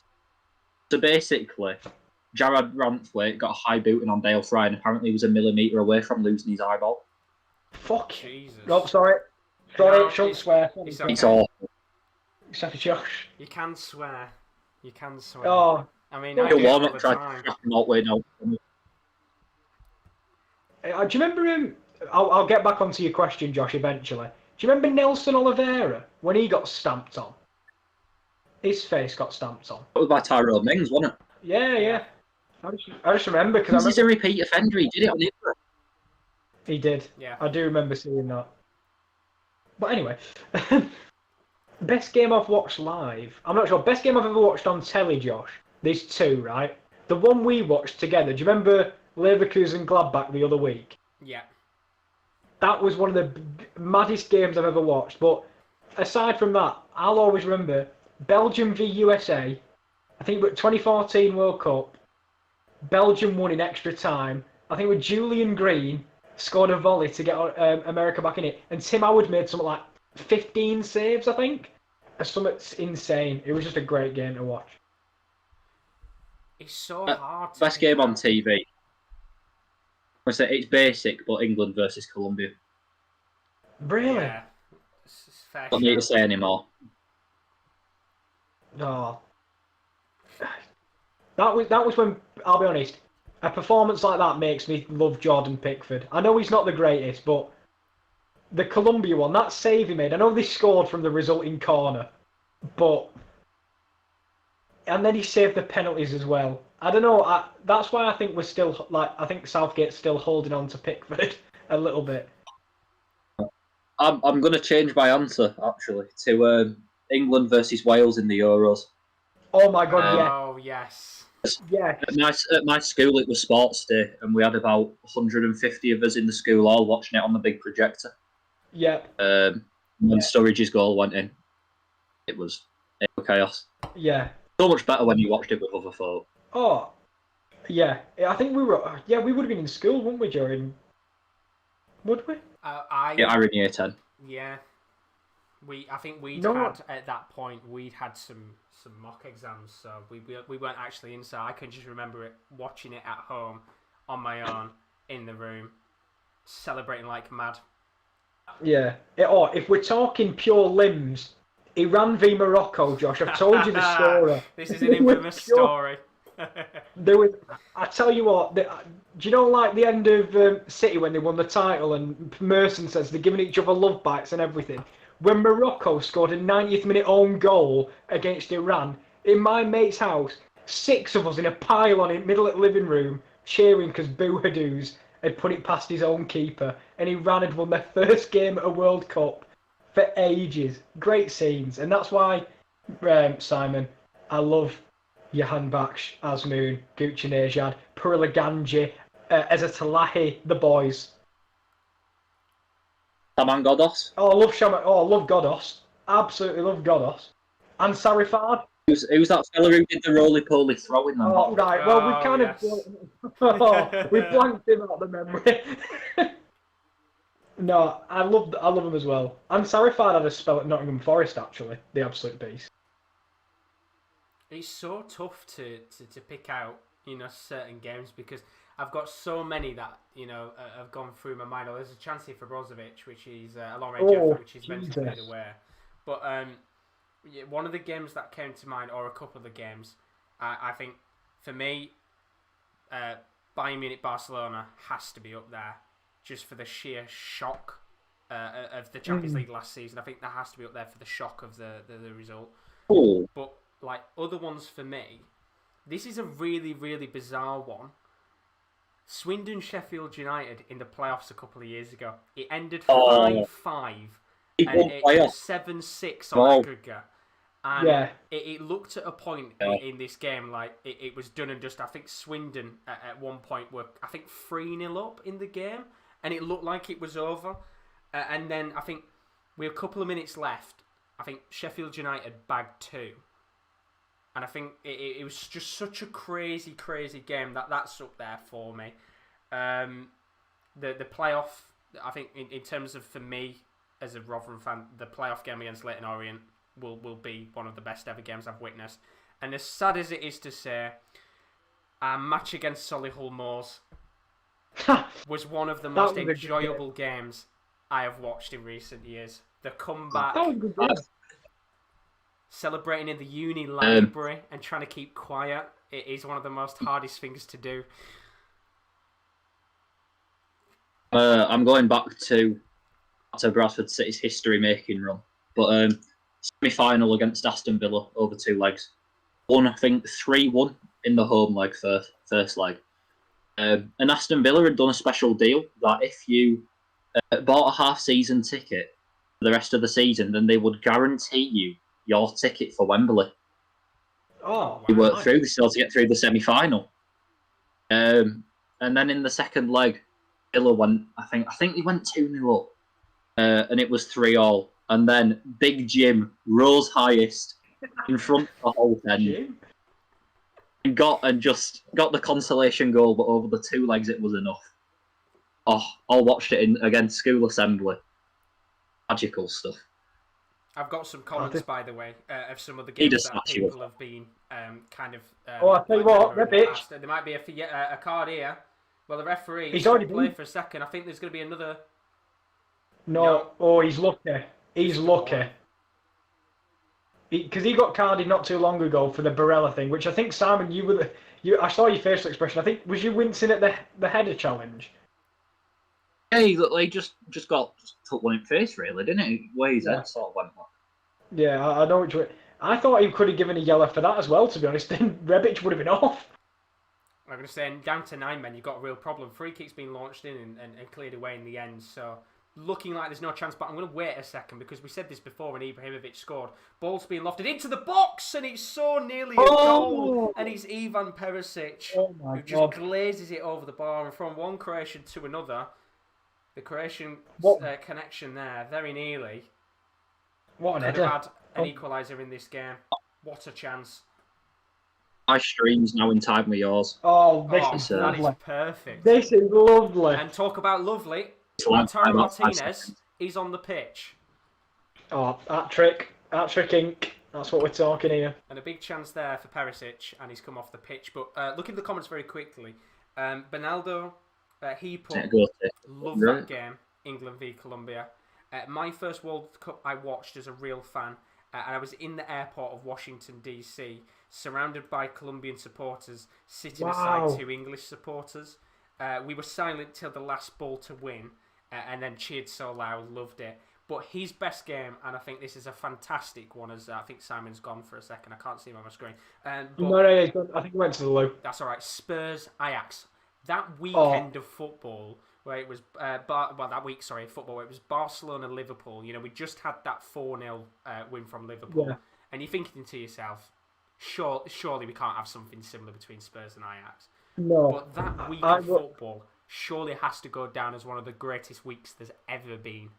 No, Josh, that's the best Champions League there'll ever be, or has ever been. There was so much in that Champions League to love, and I think Bernardo. I was in Mexico at the time, but there was a sports bar with obviously people on the holiday from Spurs, and the feeling of the room was, what happened last night can't happen again. Yeah.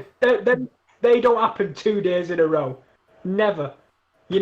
That Liverpool game, that happens once every 5 years, 10 years, them games?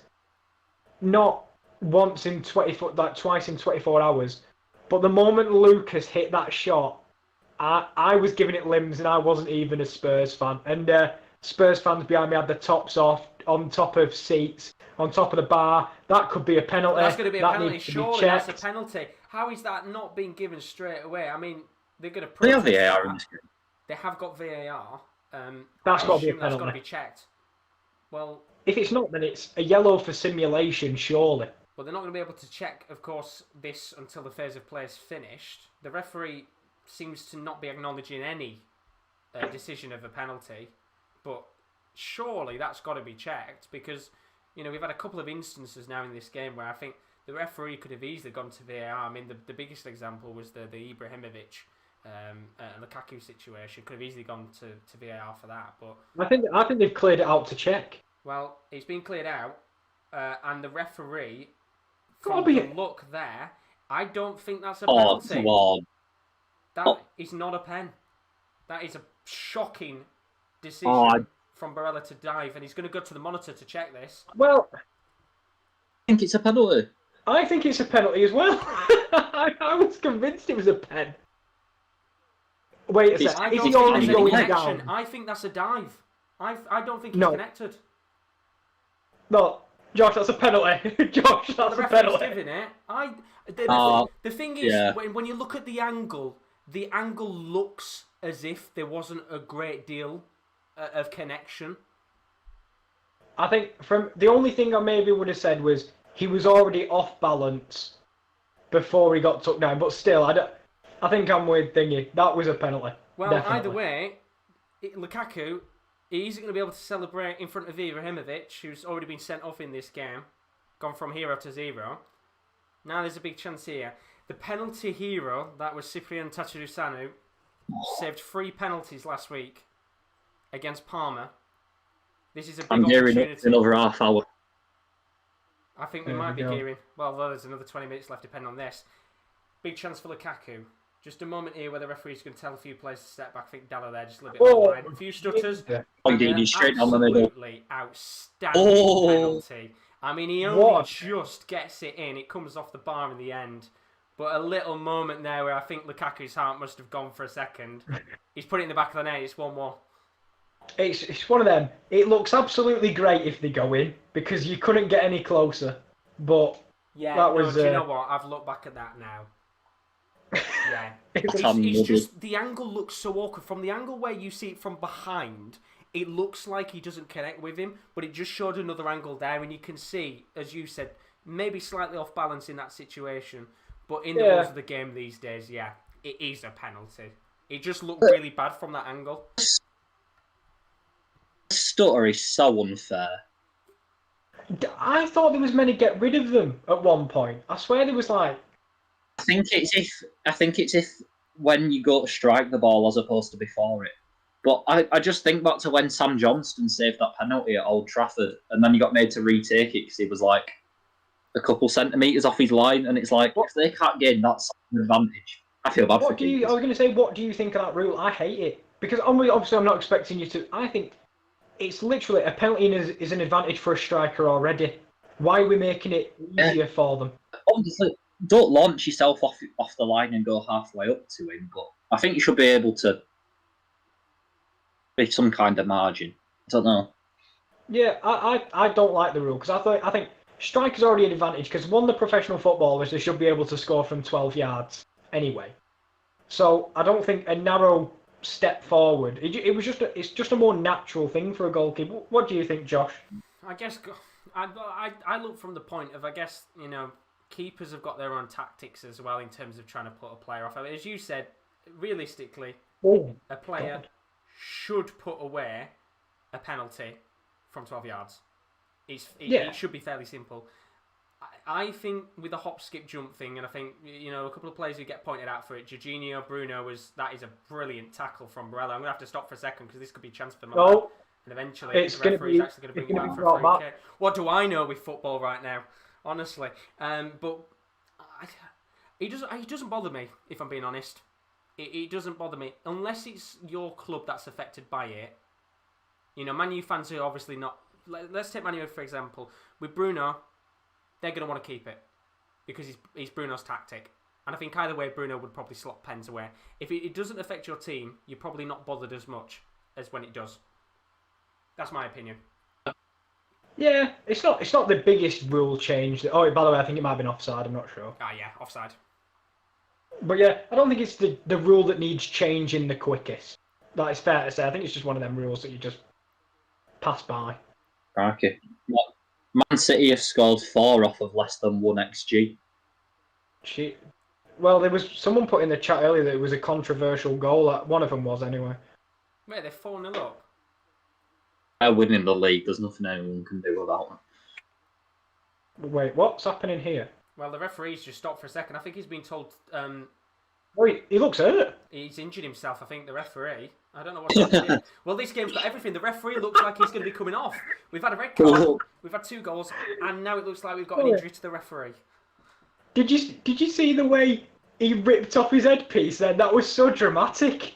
I don't know whether his hamstring's gone or something here, but we are having a referee massage. He's having a massage. What is going on with this game? Well, Simon's picked the best game to turn up to. I mean, I haven't even updated the score, so let me update that for a second.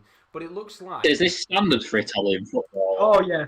We might have the referee coming off here. Do you know, like, in some games, Simon, in the summer you have a water break. In Italy, we tend to have a massage break where the ref just... It's so weird. I mean, Bernardo's just put in the chat, is the referee team out of subs?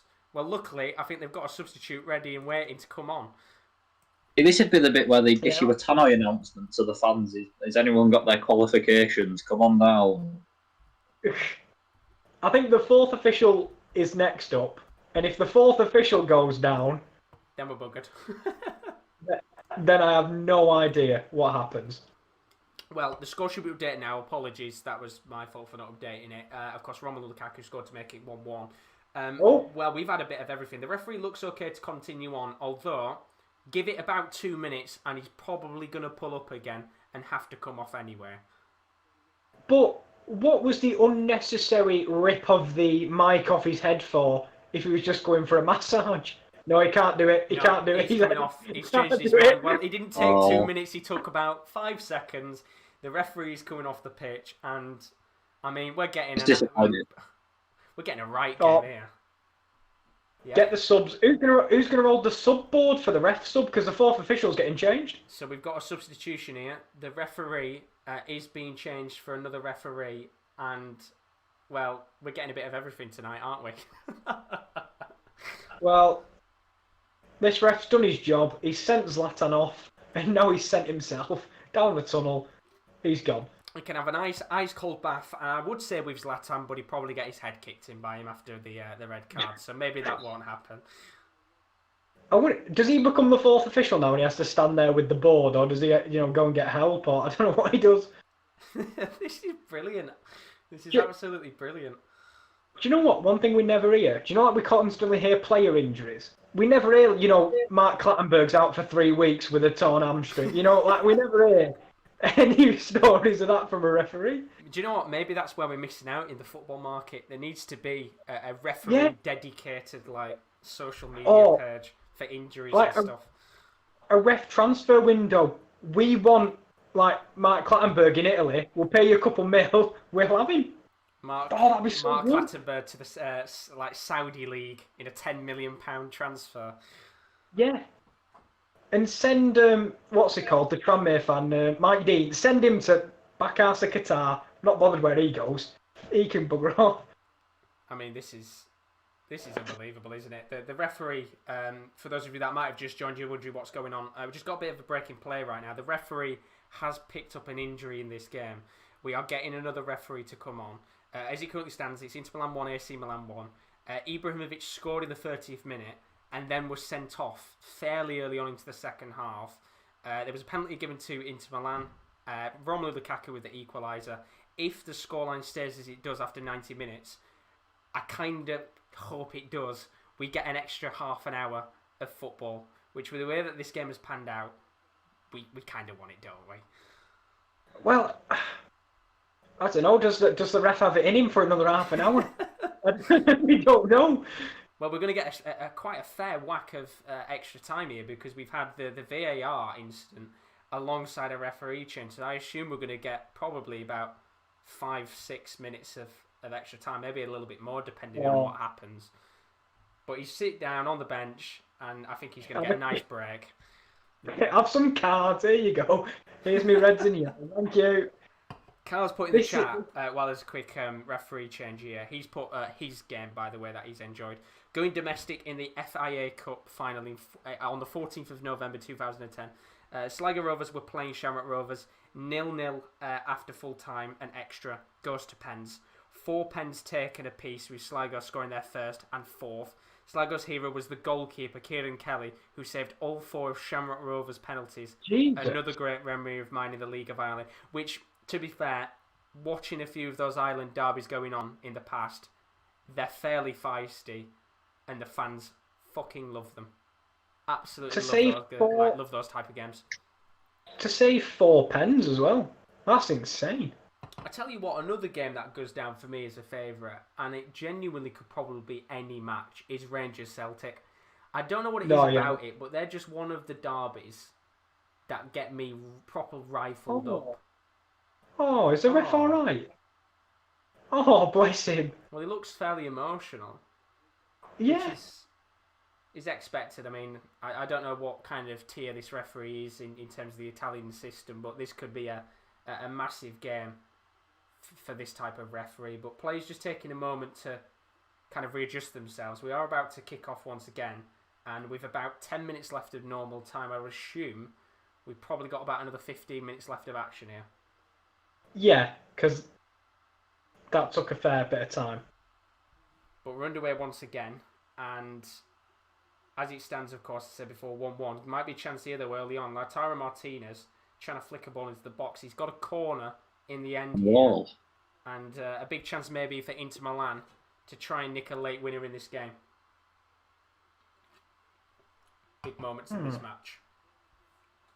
Well, they were going to originally play it short, but they've opted to go long. I mean, look at the stats. They've had 10 corners to AC Milan 0. Yeah. Oh, my. And that's a big chance. Sanchez plays the ball in, comes towards Lautaro. Fight between Tatarusanu and Lukaku to get the ball, and eventually the referee is giving it to Tatarusanu. And there's someone else down as well, buddy. Everyone's down in the box. Well, at this rate, we might have another 45 minutes of action. And literally, just as we said earlier on, Benjamin is in the stream. Hashtag Xhaka for president is the thing he's putting in the chat. He could have not timed it any better, Benjamin. Oh my God, Benjamin, I've been waiting for you, son, because we've had some slander towards my favourite players, and I got a hell of a look when I said Xhaka was a beloved player of mine. Thank you, Ben. It's nice to have you in as always. If I had a guilty pleasure subscriber, Benjamin would be the one for me. He certainly would be. He certainly would be. By the way, if you're new to the stream, there's quite a lot of you in here tonight.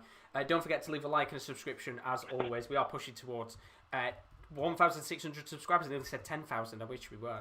1,600 subscribers we are very close towards. So you can help us out with that. We've got more watch-alongs to come, which we'll talk about a little bit later on. But Benjamin, you've come at the right time. He's put, hello, lads. How are you doing, Benjamin? Long time no see, buddy. Missed you. I've missed you. I need some Xhaka backup. Well, he'll bring the Xhaka back up for sure, but got a chance here for Inter Milan to come forward. It's going to be interesting here to see in this last 10 or 15 minutes the Lukaku-Lautaro link-up, and here is that Lukaku-Lautaro link-up. He's got a real chance to flip this ball towards Vidal, doesn't get to him in the end. It's going to come out once again here for the ball to be lobbed back into the box. Really heavy cross, comes down for Alexis Sanchez, tries to dance his way around the fence. Lovely work and a good save in the end by Tatarusanu. Good save. Very good save. What's that? Where's Ashley Young? On the bench. Okay. Yeah, he's on the bench. Yeah, he did start a lot last year, but Kess is injured now. Well, Benjamin's just put in the chat. He's good, man. Sorry, I've not been in your streams. Mrs. is 6 months pregnant after being an adult. Well, congratulations, Benjamin. Fantastic news for you. Congratulations. When is baby Granite on the way? That's the question I've got. Kieran will be praying you've called your child Granite Xhaka Jr. It's either that, Granite or Ali Razor. I'll take one or the other. I don't mind, Benjamin. Absolutely brilliant. Congratulations, Benjamin. As we're going to have a change here, Rade Krunic is coming on, and I would assume it's probably going to be Frank Kessie who comes off the pitch. That's my guess. Yeah. It just seems a little... I think he might... It's not. I don't think it's a serious injury, because he seems to be moving reasonably well for an injured player, but that link up top between Lukaku and Lautaro, again, really lovely. It's really coming on display now in these last 10 minutes, and well, with Milan down to 10 men, they're going to have to try and hold on, although they've got a chance here to counter-attack on their own. It's Rafael Leao bombing forward here. It's pretty much 4v2. Ball's laid out, flicked towards Leao, and well, it's a poor flick from Rebic, and it's straight into the hands of Samir Handanovic. Benjamin's put in the chat, it's a girl, so I've named her after a Mortal Kombat character. She's due April 5th. Well, Kieran would still probably say call her Granit Xhaka. Baby, I don't... Oh, well, what's the name of the girl from Mortal Kombat? Potential chance, though, here. Hakimi tries to flick the ball into the box. It's going to go out for a corner, and that is the 11th... It was Kolarov, even. 11th corner of the game now for Inter Milan, as AC Milan are going to make two subs. Samuel Castillejo, former Villarreal man, is coming onto the pitch for Rafael Leao, and it's actually going to be Salamakers who comes off for Rade Krunic. So, two interesting changes there. Well, to be fair... It kind of makes sense to take off one of your attackers for a midfielder, because they are down to 10 men. I do keep, like, you know... Yeah, if I were them, I'd be playing just for the get to 90 minutes regroup. Yeah. Yeah.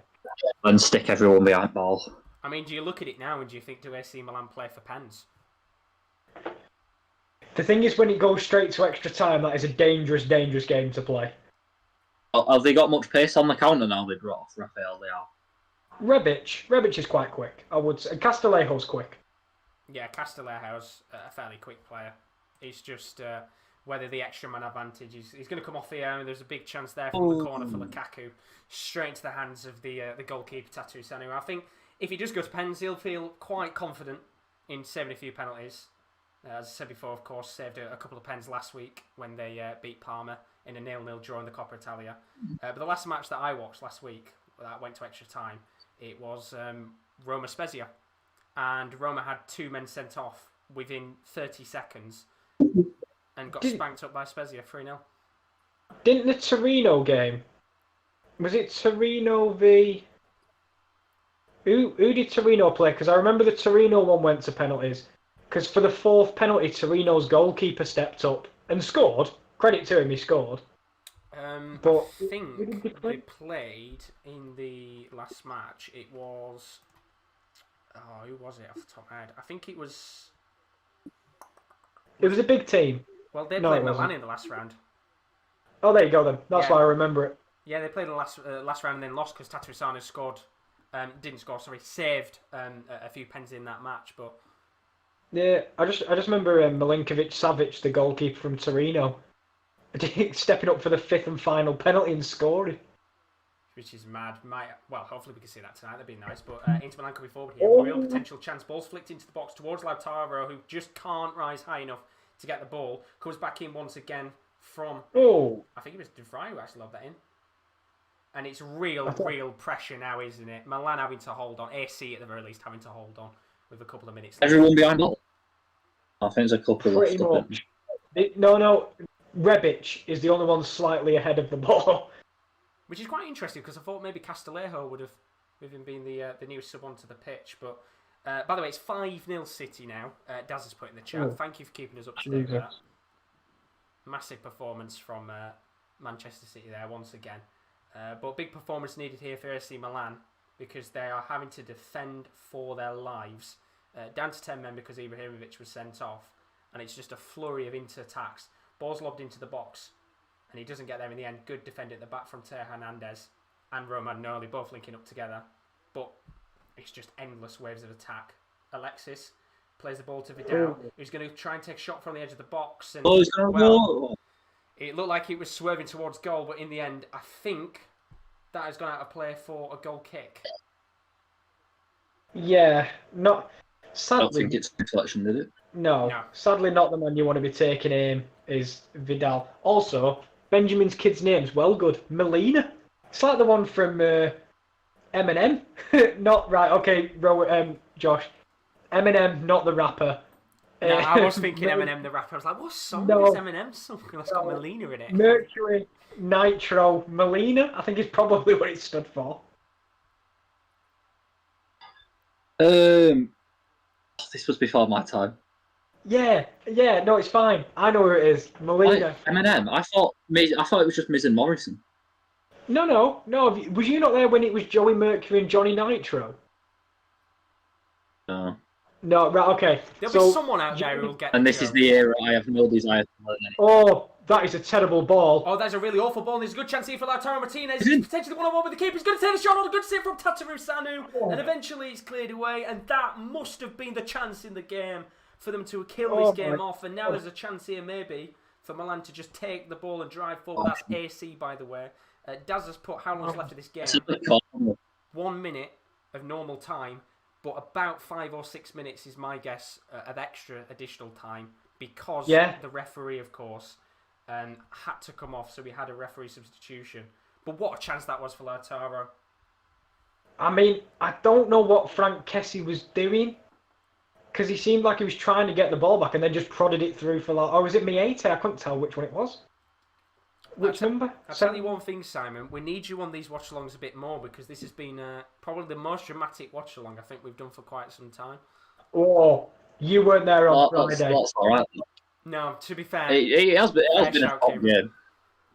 Yeah, Simon, we need you on for Bundesliga. Wait though. Going to be a chance here for Lukaku. Takes the shot on, laid towards Lautaro. Back to Lukaku. What a save from Tataru with his right hand, punches it away, and the attack is still on here. So let's hold on for a second. As Christian Eriksen, the substitute, just come onto the pitch, plays the ball to Hakimi, and it is desperation now. There's 10 seconds left of this 90 minutes. Can Inter grab the winning goal and go to the semi-finals of the Coppa Italia? Eriksen plays the ball out to the right. Lovely link-up play here from Inter, but they just can't seem to get the ball into the box. Back to Eriksen again. What about that? Potentially one of his last games at the club. Ball played toward Alexis. Lovely bit of trickery from the referee there. Shoot from the crowd. Gonna wait it and all. Vidal 10 minutes. plays it into Lautaro, flicks it in corner. And we've got 10 minutes of additional time. 10 minutes! I'll be honest. Why? I thought Lautaro was going to shoot, but then he squared it to Lukaku. Oh my god. What a game this is. But yeah, do you know what? Going back to your point, fair shout. You had a bonkers game, didn't you, a few days ago?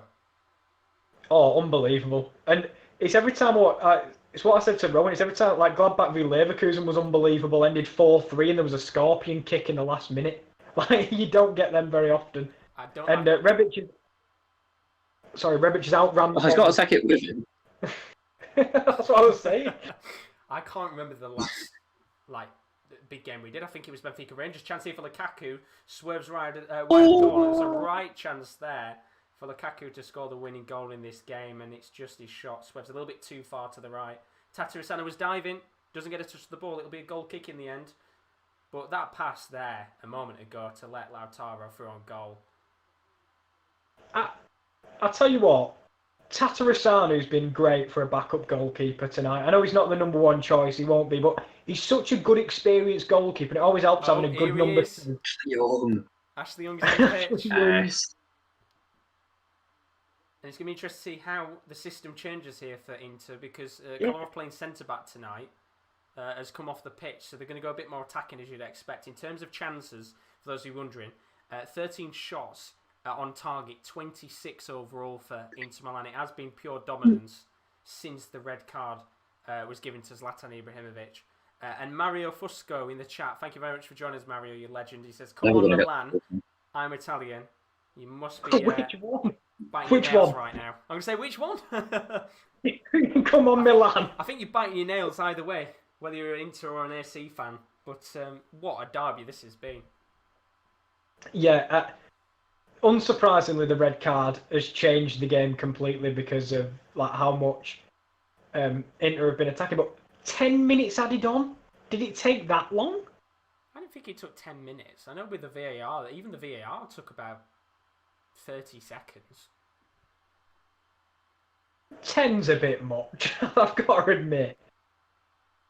I mean, if you're Inter, you're not complaining at all. If you're AC, No. then you're thinking, well, we've still got another 7 minutes to have to sit there and hold on. I mean, with the way that this game is going, I don't know why. I've just got a slight feeling AC might go on and nick it here somehow. With the one chance that they get. Because I think that's all they're going to get here. They'll have one chance, I think. This Chaos if they do. I know. This is the I just think it's Inter's to win, but they've had so many chances already. Yeah, that's that they what I'm couldn't thinking. quite. Yeah. Oh, it's difficult. I mean, Benjamin's put these derbies are always belters. If you are the neutral, which we are right now, I'm kind of thinking in my head, well, I don't want anyone to score. Let's have another half an hour of this game. Although it will be, Inter dominance. I kind of want another half hour to be honest. Flicks the ball, and it's a heavy cross in the end because I had to play for a goal kick. But we want extra time. Another half an hour will do. I want pens. I love pens. Yeah. Do you know what we say that all the time? I never want extra time without the penalties. What's that? You want extra time without the penalty? You hang around for another half an hour, might as well have the last bit. I mean, Benjamin's put this game needs a Xhaka screamer, a 40-yard Oh. banger. Well, now Kolarov's off the field, there's not really a man who's going to bang him in from 40 yards, whereas Xhaka, if he were on field... did you see that they were... Was it rumoured that he was going to go to one of Inter? Was it Inter? It was Inter, yeah. In an Eriksen swap deal? Oh, what a great move that would have been for Granit Xhaka. Because genuinely, Conte could probably turn him into like one of his better midfielders. Because if you look at the players he's got, I like Xhaka at Inter Milan. I think it'd be a good move actually. He suits the system perfectly. Yeah. Jack Wilshere bags for Bournemouth, you'll love to see. Oh my god. Jesus. And now he's out for 6 months because he's got injured in the celebrations. Kyle's put, it's a shame there's no fans in the ground, imagine the noise. Well, there's been a noticeable pattern in the last couple of weeks. To be fair, it didn't happen in this game. But the last couple of big matches that have gone on in Italy, there's always tended to be a fireworks display 5 minutes before the start of the game that goes on early on to the match. And then coincidentally, 5 minutes before the end, there tends to be a fireworks display going on. And it was in the last Milan match, I think, against Atalanta. There was a fireworks display at the end to try and put off Atalanta from the Milan's fan, which is very tactical to a certain extent to try and rattle them up slightly. But could be a chance here for Lautaro Martinez. He's gone down, and that's going to be a free kick, and it's sloppy there from Miete, as I think Kieran's vanished for a second. He has indeed. He will be back in a moment. I don't know what he's done there. Am I back? You are back. I'm back. I'm back. I'm presuming you just saw the weird foul on the edge of the box. Yeah. Very questionable tackle in the end from Miete. And this is the chance, isn't it? With 4 minutes left on the clock. How about this is it, isn't it? To write your name in Milan derby history. Christian Eriksen, potentially one of his last games for the club. Or Ashley Young, you never know. God, die. He's walking away, so it won't be Ashley Young, it'll be Christian Eriksen here. to write your name in Oh, Milan is it? folklore. Oh, it's such a good position. How about this? Maybe a little bit too close or central. It's going to be tricky to get this up and over and down. But the referee blows his whistle. And Christian Eriksen steps up, hits it. Oh, it's in! What a goal! How about that? Christian Eriksen has just written his name in Milan folklore. What a goal! He's hit the free kick right into the top left-hand corner. And Christian Eriksen, with 3 minutes left of the game, might have just scored the winning goal for Inter Milan on what could be his last game for the club. Can you believe it? What a goal! What a free kick! It's not. Come on. Oh, come right, could you? Oh, it's so. Oh. It's not even like right in the corner. No. It's just right. Tatarasainu just don't move. It's right underneath the crossbar. Oh my god! He's such a dead ball specialist. It's literally millimeters under the bar. It could not get any closer. Oh, that's beautiful. I mean, they're just showing the replay now of how close it was to the bar. That's beautiful. Such a needless free kick. Yeah, exactly. It all comes from a needless free kick from Miete's foul. I mean, what a goal from Christian Eriksen, the man who's been out of favour for Inter Milan since he's joined the club, looking like he was going to go back to Spurs. Could that potentially be maybe a big opportunity in Christian Eriksen's Inter career? With 2 minutes left of the match. Needless free kick, but a more needless first yellow card from Zlatan to put them in a position where they'd have to be down to 10 men. Yeah. Yeah. And the match stemmed from him scrapping with Lukaku in the first half. And to be fair, even the second one, a man of his experience when you're on a yellow, just don't make that. There was Brahim Diaz was right next to him anyway. Frank Kessie's just gone into the book for yellow card, so he's going to miss the next match, although it won't matter in terms of the Coppa Italia because he's going out. Benjamin's channeled his inner Xhaka. He bloody did there. What a free kick. He's banged some free kicks in his time, and he's the better free kick taker, Granit Xhaka. What a game. Oh, Jesus. And that is going to be, I think, another yellow card coming out here. That is quite the tackle from Hakimi in a certain private area. It's one long ball. Get Tatarusanu on the free kick and just oof it long. Oh, imagine now. I can't. It's set up. It's been like scripted so perfectly. 40 seconds left. Let's have a goal, please. Take this to extra time. When everybody's doubted AC Milan here at the end, when everybody thinks that this game is over, lob it in and get the goal. It's done. I'm a little tiny bit ahead, but I wouldn't be able to hide my emotion. Zlatan sent off and Leao on the bench. So Tatarusana's going to lob this into the box, but there's no one there. And with 15 seconds left, it looks like this is going to be done and dusted. Okay. Especially when you give the ball away. And now it's a chance for... He's trying to roulette. Oh no, he kept that in. Still in play. 3 seconds left on the clock. Going to come forward here. Ball is on the left wing. Potential chance with Castillejo in the box. Ball's flicked up towards the Spaniard. Oh my god. Oh my god. Oh my god. I think that's going to be a red card. No, they've called time on the game, but what the hell is he doing? And that's it. It's game over. Right. What in the world was he doing? Wow. Well, what a dramatic game. I mean, it's certainly quite a bit of abrupt ending there in the end with how that finished.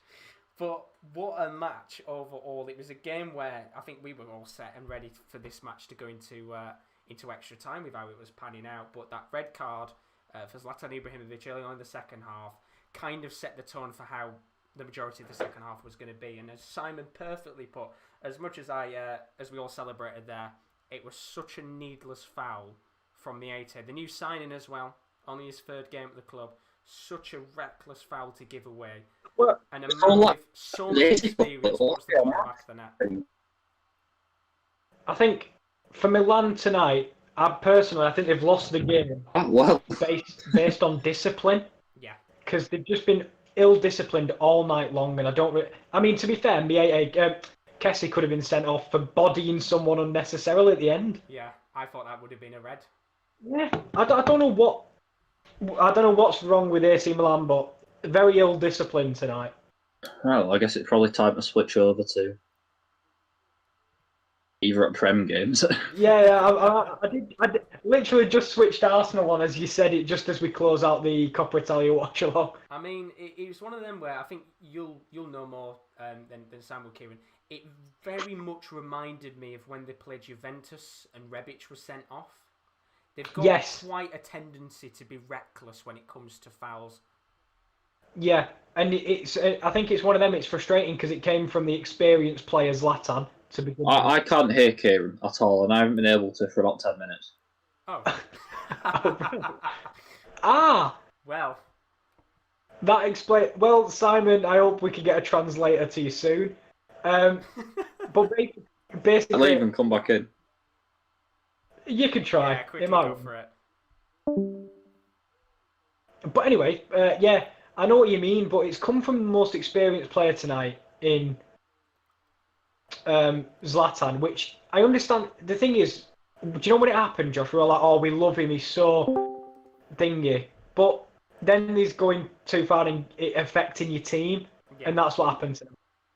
It cost them in the end, and potentially, with the way that this kind of derby panned itself out, especially at half-time, we saw everything that had gone on with Ibrahimovic and Lukaku, and I think, as you said, that kind of did spur over into the second half as well. But I mean, what a game overall! And let's take away the recklessness of the free kick that was given away. Just pure sheer class in a moment. It's a quarter final. And in a massive derby match, you in your Inter career haven't realistically been able to show the quality that you have as a player. Eriksen has struggled, but to put away that free kick, it will be a derby that will be remembered. And as much as Christian Eriksen's career hasn't gone down quite well so far at Inter Milan, this game will certainly be remembered for quite some time. For these fans specifically. For the way that he put that goal away, but what a brilliant match overall. If it is his last match, that is a hell of a parting gift from Mr. Christian Eriksen. Absolutely. And I mean, overall, just a brilliant match. This is why we need Simon more, because this is the best game I think I've had since we did the Benfica Rangers watch-along, which was quite a while ago. I feel bad because you choose the big games that usually end 0-0. I don't know why. I'm quite unlucky in that category. But, I mean, overall, Simon, your first watch-along, what a game overall. Yeah, he probably couldn't ask for all more dramatic, could you? Absolutely not. What more is there to say? I'm kind of glad we've been spared the extra half an hour now, simply because just what a way to finish it. Like, you wouldn't have got a better ending than that. No, that was a nice bow on the whole thing. No, and it's lovely to see here at the end, even without fans, all the players connecting together in unison, celebrating. Very Liverpool West Brom-esque from a couple of years ago, but overall, brilliant game and a really, really enjoyable match to watch. Let's have a quick look and see what's coming up on the channel over the next couple of days, because Coppa Italia drama is not quite done yet. I'm kind of hoping we have something similar tomorrow, because tomorrow I'm going to be live with Atalanta Lazio, 4:35. What a game that could be. Two brilliant sides in Serie A once again, fighting for a place in the semi-finals. Thursday night, 10 to 8, Will's going to be live with Tottenham Hotspur versus Liverpool Premier League live watch-along. He'll be joined by the KD or Rowan potentially. And then what a weekend of action. Friday night, Ladbroke Masters first round. I'll be live from 7:10 for live reaction from that. Saturday night will be day 2. That'll be the second round, including the likes of Michael van Gerwen. Should have some good games from that. And then Sunday night, what a night of action. The semi-finals of the finals of the Ladbroke Masters, that starts from 7:10, live with me. And then straight afterwards, WWE Royal Rumble 2021. Rowan, Kieran D and Kieran L will be live from that straight after the darts into the early hours of the morning. Should be some brilliant sports going on over the next few weeks. But overall, guys, thank you very much for joining us on the channel. If you're new, as always, don't forget to leave a like and subscription as we push towards 1,600 subscribers. I just want to say a big thank you to KL. Greatly appreciated. Thank you. And a No big worries. thank you for his watch-along debut. And what a perfect watch-along debut it was. To Thank you. Simon. Thank you very much. Greatly appreciated. We'll be live once again tomorrow night at 4:35. If you want to keep up to date with when we're live, you can see the social media links on the screen. YouTube, you're on it right now, so you don't need that one. Twitter is @the_top corner. Our website is thesports-corner.com, recently updated with a few new live posts on there, including a Ladbrokes Masters preview for that tournament on Friday. And then Instagram is _sportscorner_, so you can check those social media links out and see when we're live on the channel. But as for now, we'll be back tomorrow. Well, I'll be back tomorrow. 4:35 for Atalanta Lazio. Let's hope there's more drama. See you later. Good night. Bye-bye.